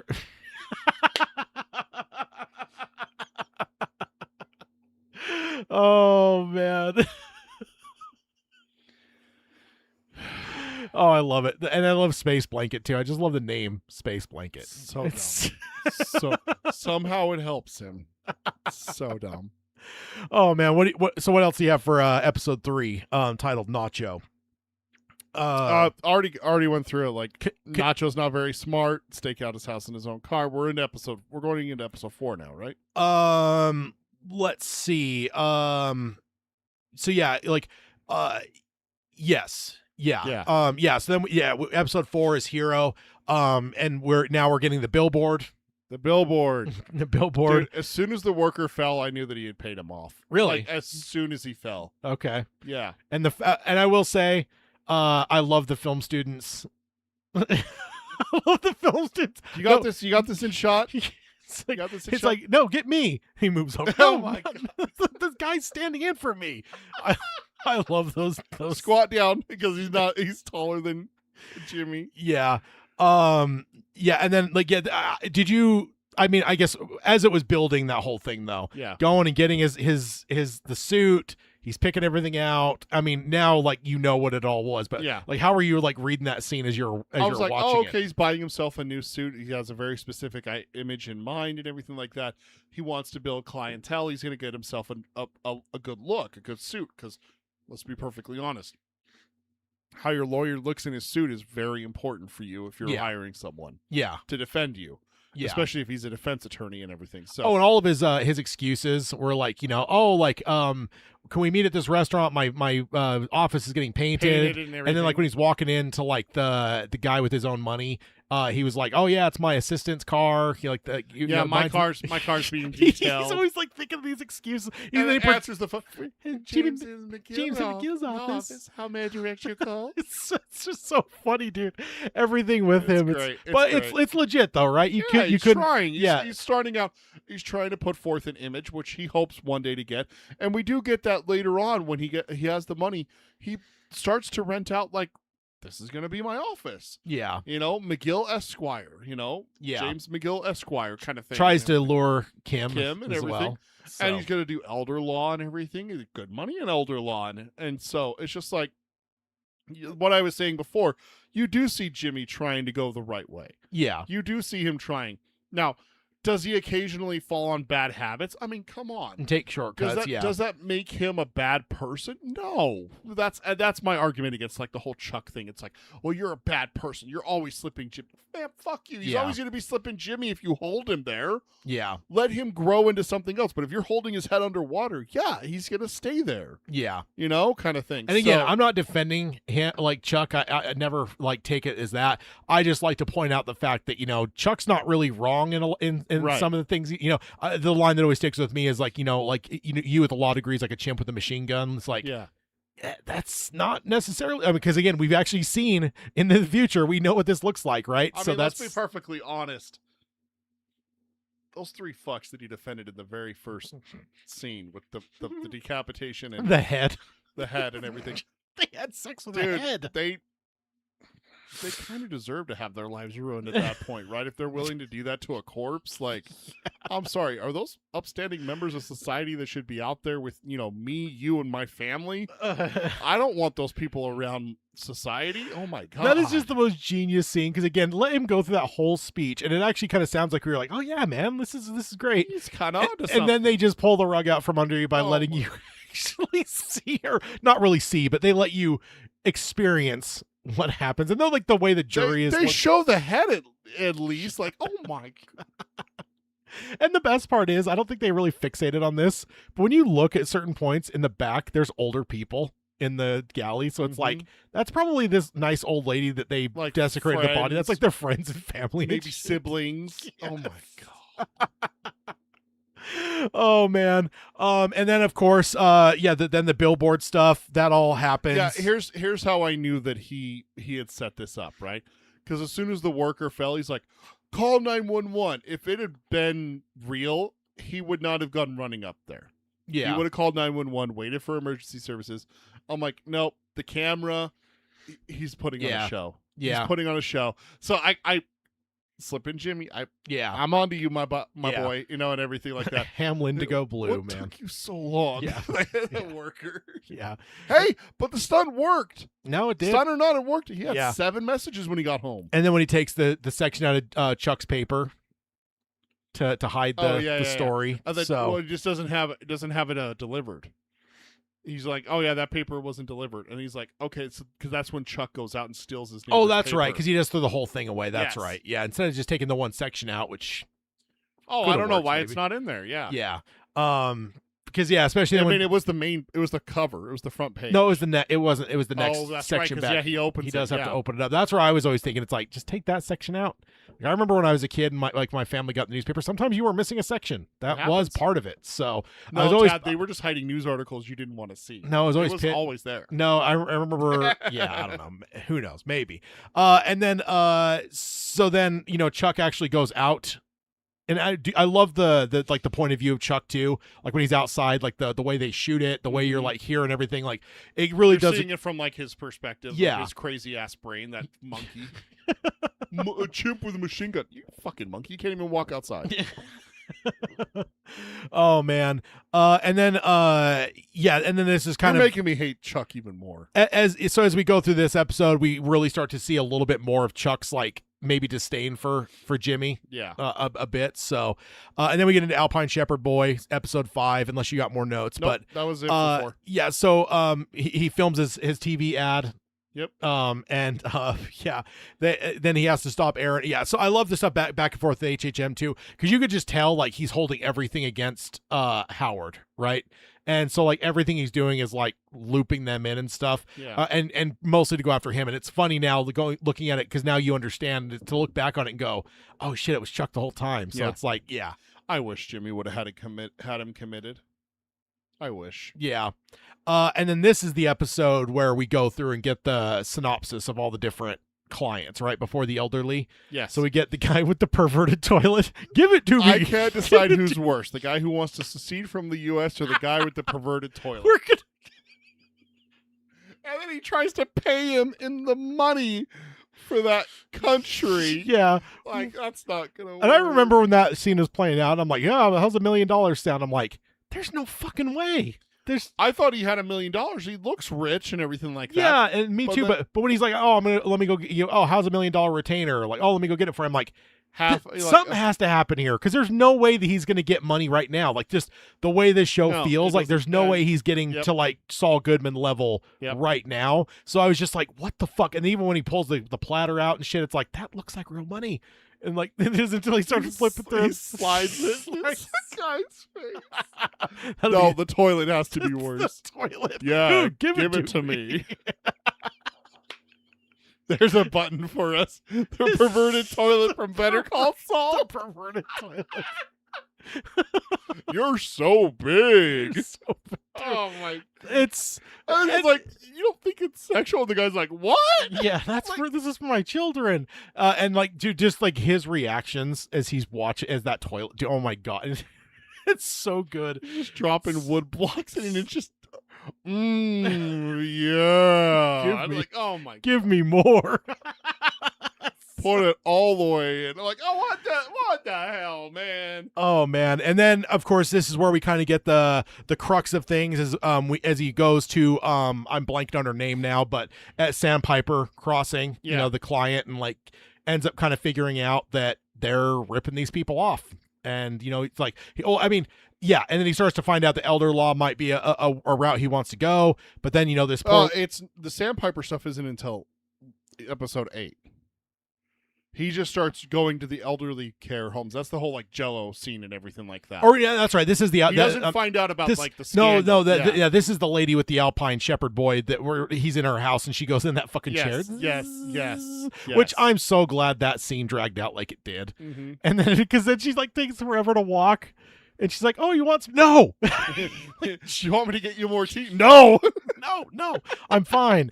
It's dude, because it's so uncomfortable because Oh, yeah. it just keeps going, and I'm like to have the balls as a maker of like television, especially. I mean, movies are Yeah. the same way, but it's like every second's valuable, and so it's like to have the balls to like let that scene play out like Yep. that is like. You got to have patience when dealing with the elderly. That is for damn No, sure. and that's why I think it works so well is because Yeah. like anyone that's dealt with people that are older, like that's the reality. Yeah. But like again, to waste potentially 30 to 45 seconds that it took for that whole scene to play out is like that's ballsy, and I definitely give him credit for it. So, Yes. yeah, and then This is the hospital episode with Chuck, where he yes, goes- because he stole the paper he stole the paper last time, They call the cops. and I didn't realize it took most of the episode before Jimmy gets clued in Yep. that something went wrong there. So because then there's the cop scene too, right? And like that. Fucking cops. I want to say maybe one of Is those that cops. Is that the two? No, I think there's. Well, maybe, but Is that them? I mean, the 'Cause one there's seems really there's familiar. the two, and then they come and they peek in and they see all like the camp stove fuel, and they're like, Drugs. They're making meth. He's out there just preaching at the front door, preaching the Fourth Amendment and all Yeah. this other shit, and they're just in the back looking through. Just that whole scene is just wild. I mean, And then they tase and then him. they tase him, yeah. Uh, And they only get a hold of Jimmy because they call Kim and say something about Chuck. yeah. And they're like, "Can you get a hold of Jimmy?" So Yeah, because Chuck hadn't updated his emergency contact. It was still HHM, yeah. not Jimmy. Yeah. That just kind of shows you how much he trusts Jimmy, right? Yeah. Doesn't even have him down. His own brother doesn't even have him down as his emergency contact. Yeah. I think the question would be is like, how often do you check that stuff?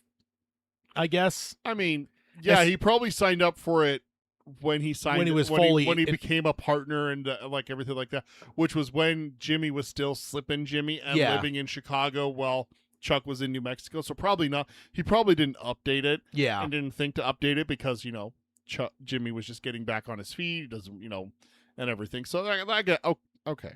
Yeah. Yeah. Any And other? then the doctor. Okay, yeah. Tell me more about this. Turns on the electrical device and no reaction. It's like, Yeah. ha, fucker. And I remember when the show was first airing, there's a lot of debate back and forth with people like, is this real? Is it not real?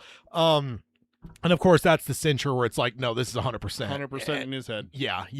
And I think I'm the same. I don't think I ever Googled it necessarily. But I mean, again, though, I also respect like how powerful the brain is. Like there's Yeah. times that a psychosomatic thing could be just as bad as a real Oh thing. yeah, so. there's 100% Like there's that whole placebo thing where they're like placebos are actually sometimes vastly more powerful than the actual medication. yeah, it's because it really comes down to sometimes people's beliefs. Well, So, there's people out there, and I've known people like this, and I've seen people online talk about it. Is where like they start to feel sick and they go, nope, I'm not getting sick. I am not getting sick, and then the next day they're fine. It's like yeah, you were starting to get sick through It's like, nope. sheer tyranny of will. sheer willpower. They're just like, fuck this. I'm not Yeah. getting sick. Yeah, And so I've realized that I always was like, oh no, I'm getting sick, and I would go down the other way. Oh God, I'm sick. I'm achy. yeah, I got a fever. No, I started thinking the other way. I get sick less. yeah, I know I do. yeah. Any more notes on episode 5 before we move to the? I do have the big one? Jimmy tells Chuck that he's when he gets him home, I'm going to be a lawyer playing by the rules, and Chuck says that'll be the day.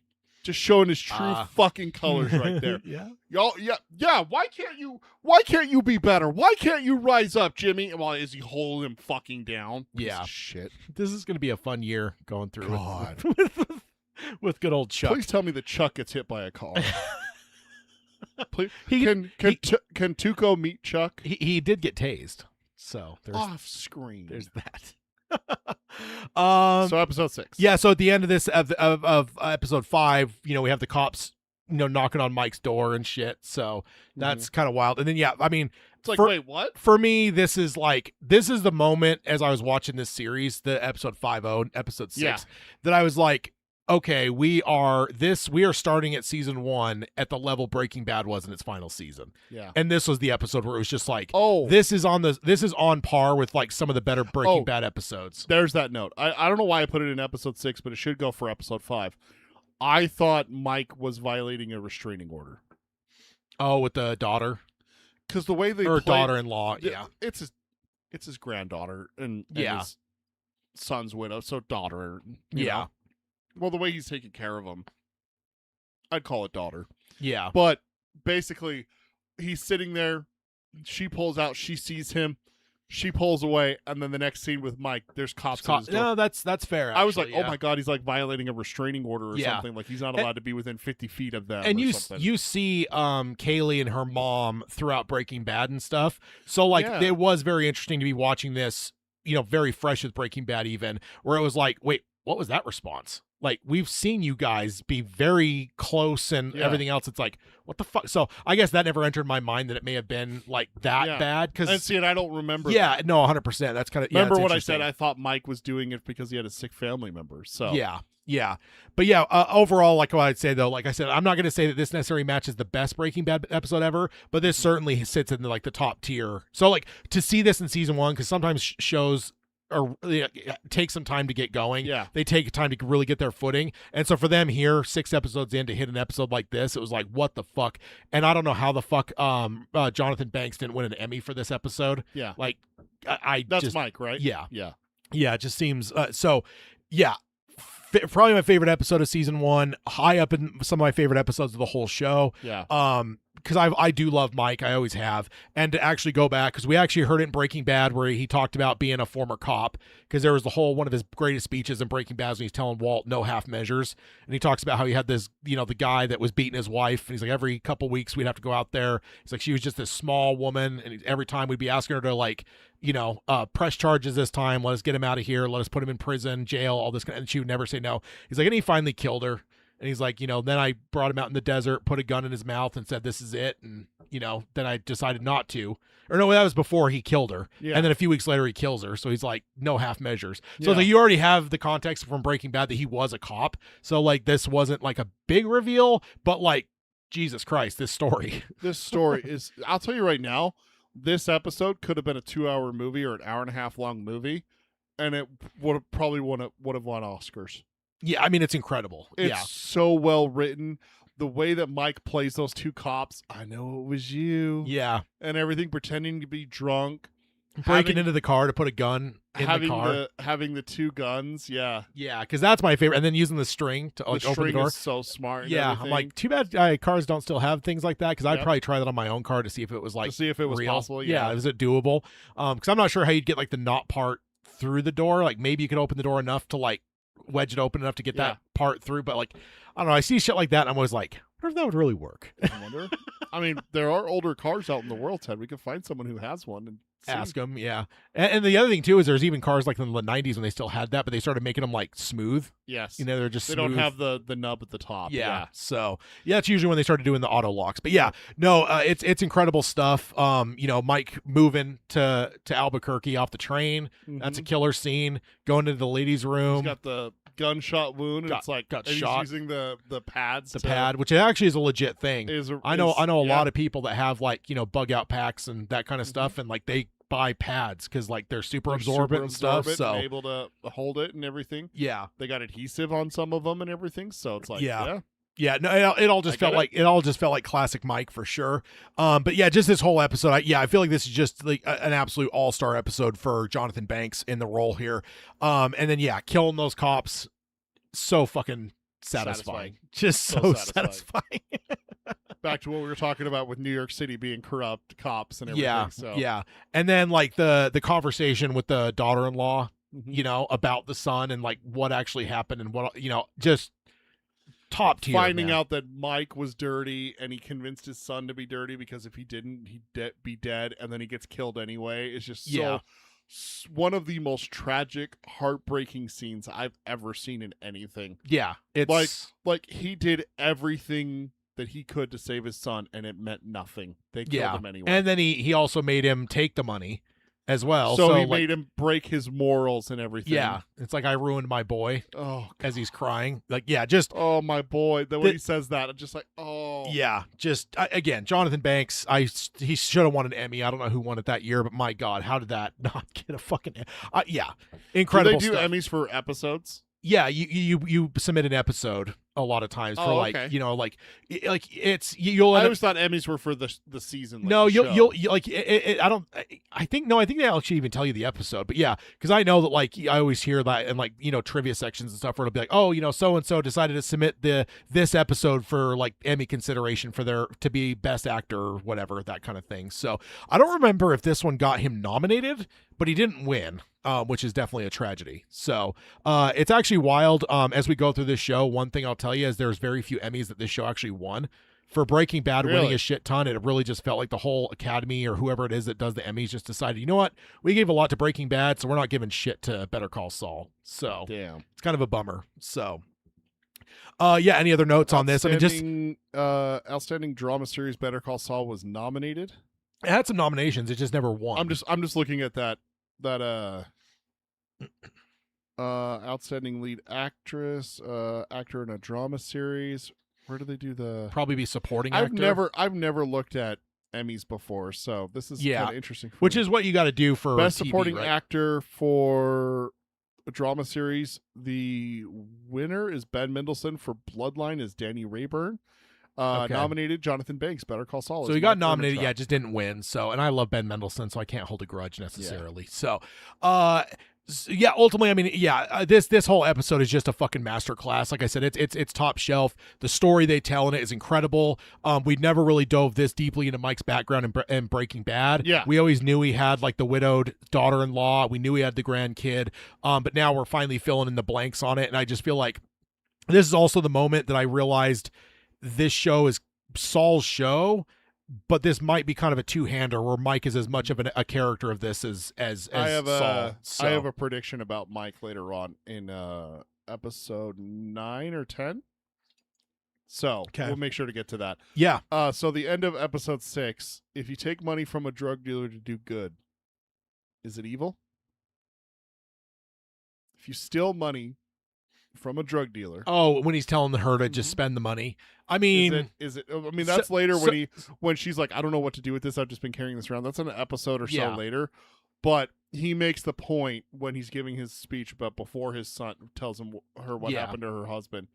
He says, "Is it really wrong to take money from a drug? There's $37,000 there. Okay, well, only 30,000 of it makes it back to the precinct. Yeah, is it bad that I take that 7,000 and turn around and help my family? Yeah, buy my son goalie pads so he can play hockey. And, maybe I'm a little bit more morally ambiguous than some, but I would just say, you know what, money is not good or evil. Money is just money.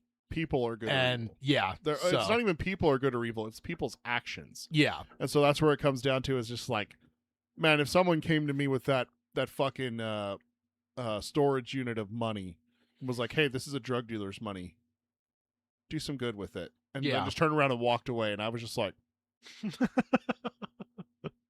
I would definitely be going and finding me a Saul Goodman though, because I need to make sure that's laundered properly. Yeah. What if they say it's like it's laundered, it's tax free, go ahead. Like imagine that, like your life and everything like that. But does that morality weigh on you at all? Not when me. you're able to buy a house for your family. I was not saying not me, put your man. Kid through college. Yeah, not me. I mean, and everyone has different morality like sense in that and what is moral or not. But for me, like, money's money and like whatever, like I don't know, like I'm not killing someone for it or whatever. Yeah, if, like it's also the No Country for Old Men type thing. You find what turned out to be some kind of like badass fucking deal, but you're able to find a fucking duffel bag full of money. Like, yeah, I'm taking that shit too. Although I would have been smarter because I would have been dumping it around to make sure there was no fucking tracker in there. Yep. I know it's the 1980s or whatever, but still, crazy stuff. Gotta cover your ass. Yeah. So then we move on to the next episode. Episode 7. Episode 7. Yeah, just go ahead and hit your notes. Kettlemans are the worst. Oh my god, they're just the worst. The way that she talks to him, the way that she talks down to him and everything, and she has no idea what Jimmy did for her. Yeah. And the way they treated Kim, the way she storms out of HHM and everything. I think that's this episode. Just like fuck her. Like, oh my god, Mrs. Kettleman, whatever her name is. Yeah. But this episode also got me right on the heels of Mike's episode and everything that happened with his son and getting his revenge and everything, and he's still suspected of it. Jimmy came so close to getting an office and a practice, whether or not it was a little bit slipping Jimmy on the way. Yeah. He was going legit. He was going to do elder law. He was going to look out for the old people. He was going to take care of them. And then they pull the rug out from under him. He can't afford it anymore because he has to give the money back. Yeah. Because otherwise there is no settlement. And they'll squeal on him, basically. Yeah. Like, oh my god, the hypocrites. Yeah. Like, god. Yeah. And dude, the Mike scene. Oh yeah, where he like because now we're finally getting like the connection. First time Mike does work for Jimmy. Yeah, so exactly. It's like the fucking Transformers or whatever in the two, or maybe it's more like Power Rangers, but it's like connecting the powers together, and it's like first time the Megazord comes together or whatever. And called. And it's funny because when Jimmy gets his stack, and it's like, oh, so he's gonna like give it back or something, and then you cut to like the Mike shit, and it's like, dude, again, I love Mike, and like throughout all of Breaking Bad, there's all these scenes of kind of Mike doing the Mike shit, and this was just finally like, oh my god, Mike doing Mike shit. Yeah, listen to a baseball game, eating 75 apples, and watching them, and then spraying this dude. So brilliant, genius He's stuff. so fucking smart. Yeah. That's all my notes for episode 7, though. And, I know dude, there's when Jimmy more. says like, "Oh yeah, the money up in the bathroom under the sink," and dude, when Betsy just fucking bolts, I love it. I love it so much. And then the husband finally stands his ground, like I said earlier. Yeah, he's like, we got to think of the kids and everything. And I loved how Jimmy got to her too. Yeah. Hey, at this point, it's just him. But if you make it.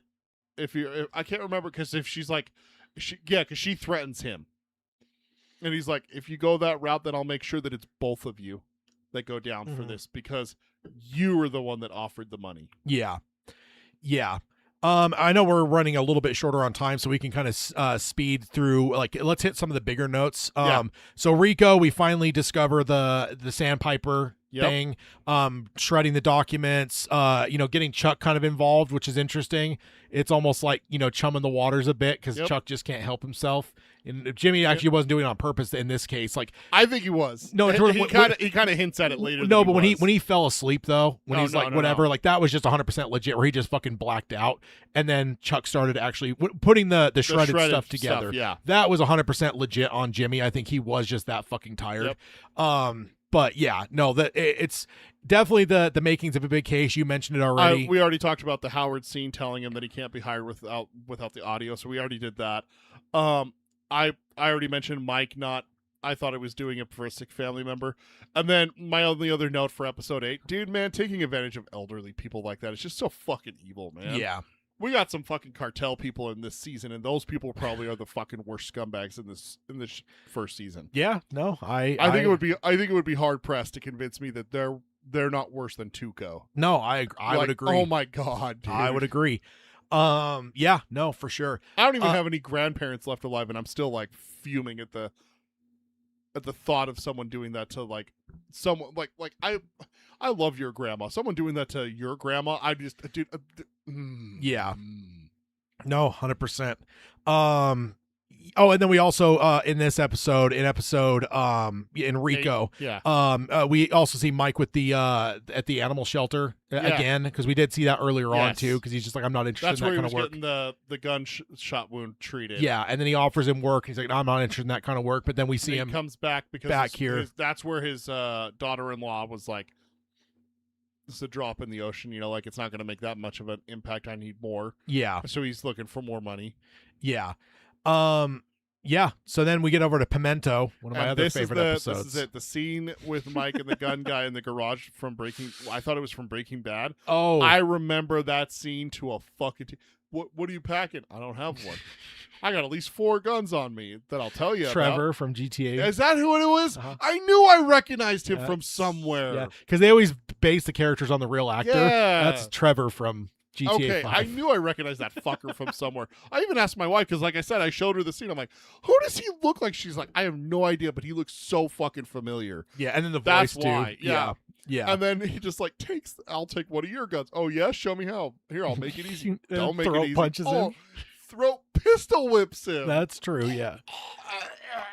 I love it. And then the dude Mountain Man Price, as well, like the one that's hiring. Yeah. Like he's just so naive. He is something else, man. Yeah. And then they go meet Nacho. And then Mike also pulling his thing because he did the research where he's like, I know who he is. He works for some, cartel connected guy named Tuco. If he's doing this, he doesn't want his boss to know about it. So I know he's not going to pull any shit. That's why, so it's just because Mike's one to do the research all the time. Smart. So yeah, he's one that he's always going to do his research. So I love that. He might be one of the smartest people in the show. Yeah. Oh, yeah. He's one of the most intelligent dudes. And also, like, you really going to blow this deal up for $20? Are you? Got him. I love it. It's so good. Yeah, and then let's see. And then they're preparing their meeting with HHM with Chuck and Jimmy. I guess we can't lose sight of our main characters in this episode too. Well, this is also where we find out the truth about Chuck, and we already talked about that. And then my last note for this one is that I knew Chuck didn't want him, and good on Jimmy to cut Chuck off. Like, hey, you got a couple days worth of stuff, so find someone else to do it. Fuck you. Yeah. You know what? Good on him. Yeah.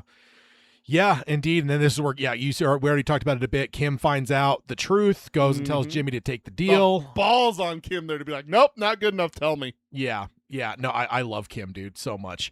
And yeah, throughout the whole show, it was just like protect her at all costs. Yeah. And then, in episode 10, we get to Marco, which is where Jimmy kind of reverts like everything that happened with Chuck, which I don't even blame him necessarily, goes back to Cicero.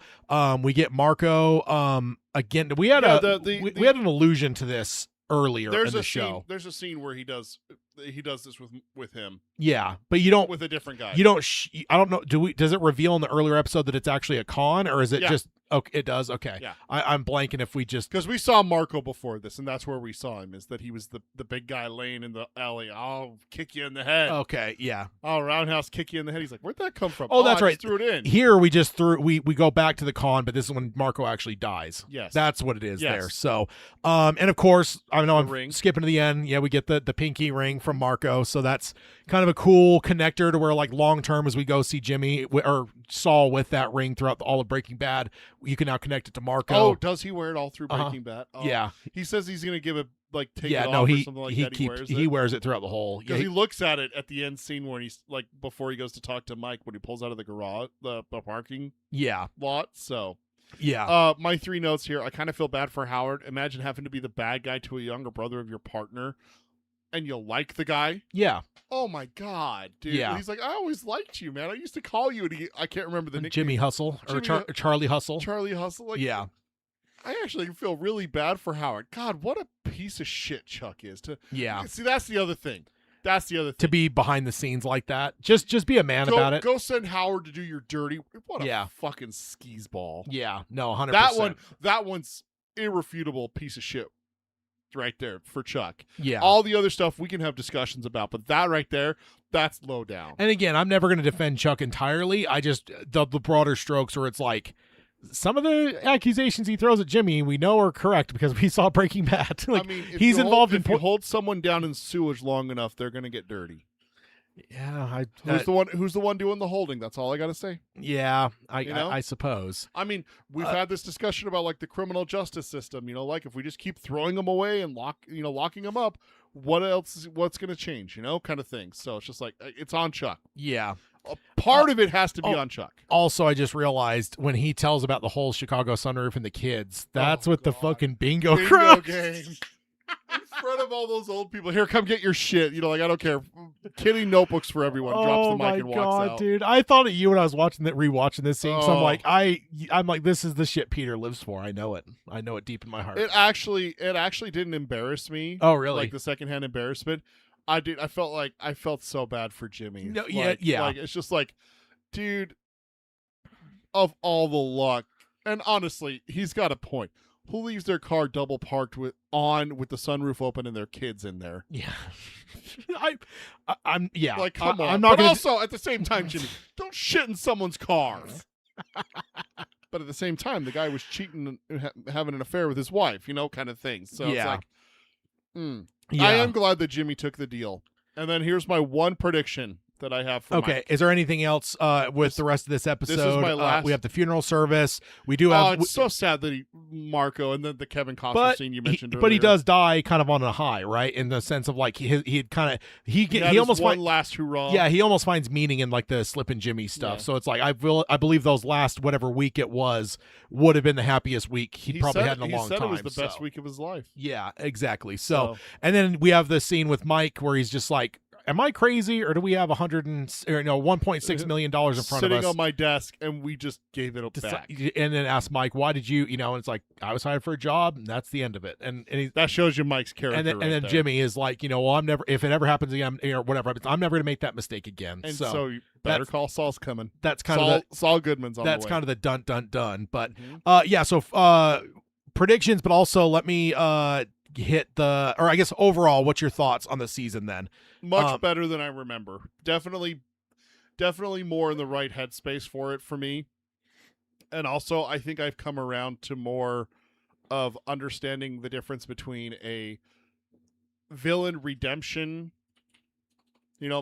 villain sympathetic story versus an origin story. Yeah. I think there's a vast distinction there that can be said to like, how did Hook become Hook? Yeah. Kind of thing versus let's go redeem Scar. Like, yeah. What? Yeah. No. Yeah, no, 100%. All right, so I'm glad you enjoyed it because I was nervous. I'm like, yeah, because I remember if you would have tried to watch it and it just whatever, like that's weird because I don't remember that at all. But either way, it is a different show than Breaking Bad for sure. And I think by its very nature it is.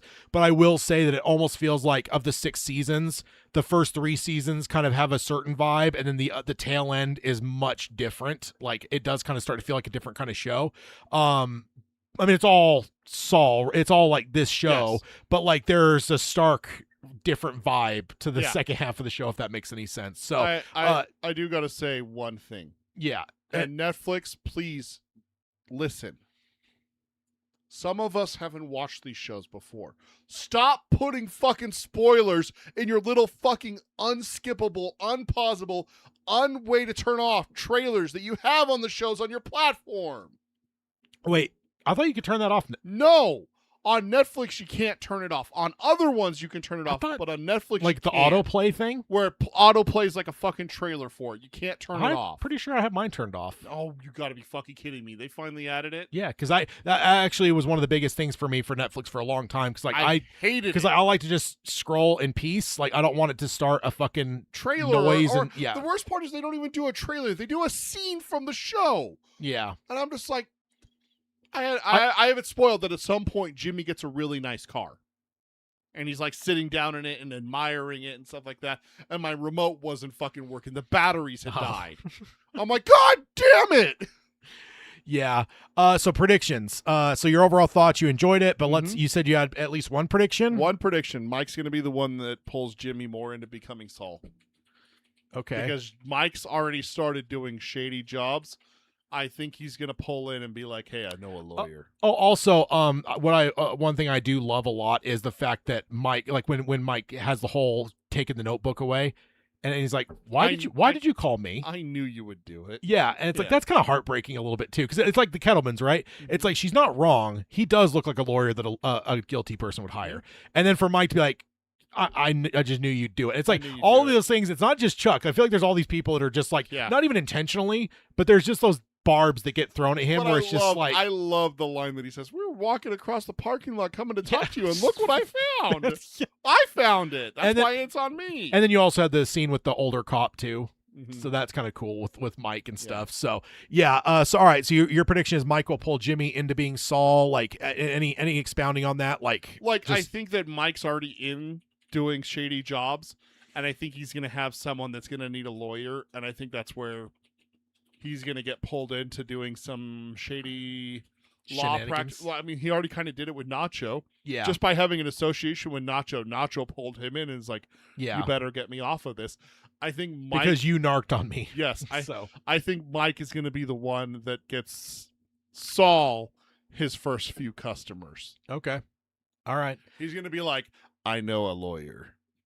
Okay. Yeah, I think I may have had a similar prediction actually, like at some point, because it's just all right, good stuff. So let me just look at our let's see our show topics. Our next Better Call Saul is in March 28th. So and then over the course of the entire year, we're gonna go through the entire show. We're gonna be finishing it in November. So for anyone that's like definitely into the Better Call Saul type thing, it is spread out over the course of the year. I'm also glad because you know what, I have an empty episode in April. Maybe season 2 is gonna have to get moved. Well, no, never mind, because Daredevil Born Again starts in March. We got to figure out when it's going to end, because I left a couple open because I'm like, you know what, I know they're going to fucking bamboozle us with Daredevil Born Again, and it doesn't. So we just need to figure out how many episodes it is and figure out where it is, and we'll figure out where the discussion on that is. So that's season 2 will be March 28th. And then next time, let me get my slide. Valentine's Day. It is Valentine's Day. It's true. Yeah. And we are doing Harry Potter 6. So I hope Half-Blood Prince. hopefully there's some romance since it's Valentine's Day, right? Yeah. Right. So so that'll be next time, which is a fortnight from now, which is wild that Valentine's Day is 2 weeks from today. But yeah, that's what's coming up. Of course, email the show. I also have a slide for that. I'm freaking really slipping on my that's the wrong pedal. If you want to email the show, you can shoot emails to either peter@geekerybides.com or tad@geekerybides.com, and Tad is TADD. If you are sending anything about Future Bound Better Call Saul, definitely send it to me, because Peter has not seen the show. Yes. And you definitely don't want to spoil anything, but if you have any thoughts or whatever. Head in the sand. Yes, indeed. So that is a way to contact the show. I'm looking forward to more Harry Potter. Oh, we had someone pop into the chat. Neither said the show is peak. Thank you. Oh, yeah, thanks. I didn't see that in the chat. Yeah, I had been. I was on my notes the whole time. I kept glancing at the chat. I saw we had some people listening and stuff throughout the show for sure, but not a lot of chats. So sorry we missed that. But yeah, thank you. Definitely enjoying Better Call Saul. Can't wait for Harry Potter. That's my new thing next. That's your thing. Yeah, that's kind of what sparked the Better Call Saul stuff. Is like, no, this has been in my mind since we launched this show. Oh, it has. Yeah, 100%. So you doing the Harry Potter was where I was like, okay, it's time to actually thinking about it. So yeah. So what's my next one after Harry Potter? I mean, I know Mask of the Phantasm. No, that's just fixing an injustice. I cannot believe you're already doing that. So I think we're going to start watching some Disney movies. Yeah. Oh, I don't think so. You can't say no, sir. If it's my turn to pick a topic. Is that the case? Yeah, you can't say no. All right, Primate is on the menu, boys. Okay, I'm sorry. I'm getting my hair permed that day. I will also say I don't know how to figure this out, but there's going to be some episodes of this that I might have to see if you could record yourself, and I don't know how to do that without not to be spoilery, but there's going to be. Oh, it'll be fine. I know exactly how we'll do it. We will absolutely set that up. You tell me that when you watch this episode, I need you to record yourself. I know how to do it. I've recorded myself before. Okay, I just don't want to be in a spot where you're now on edge, where you're like, well, now I got to something's going to happen up, whatever. I don't know. There's just some scenes throughout the course of this show that it will not spoil anything for me, because no matter what I think it's going to be, I know it's going to be worse. Because how the hell can we top anything like the bathtub from Breaking Bad? That is a great scene. It can't be worse than that, right? Real squishy. Yeah. So, all right. Ooey gooey. Yes, indeed. And I will sign off as I always do by saying, love what you love, let your geek flag fly high, and to hell with anyone that says anything to you about guilty pleasures. Hey, and if you need a lawyer, Better Call Saul. And go land crabs. Go land crabs. All right. See you guys. Bye, everyone.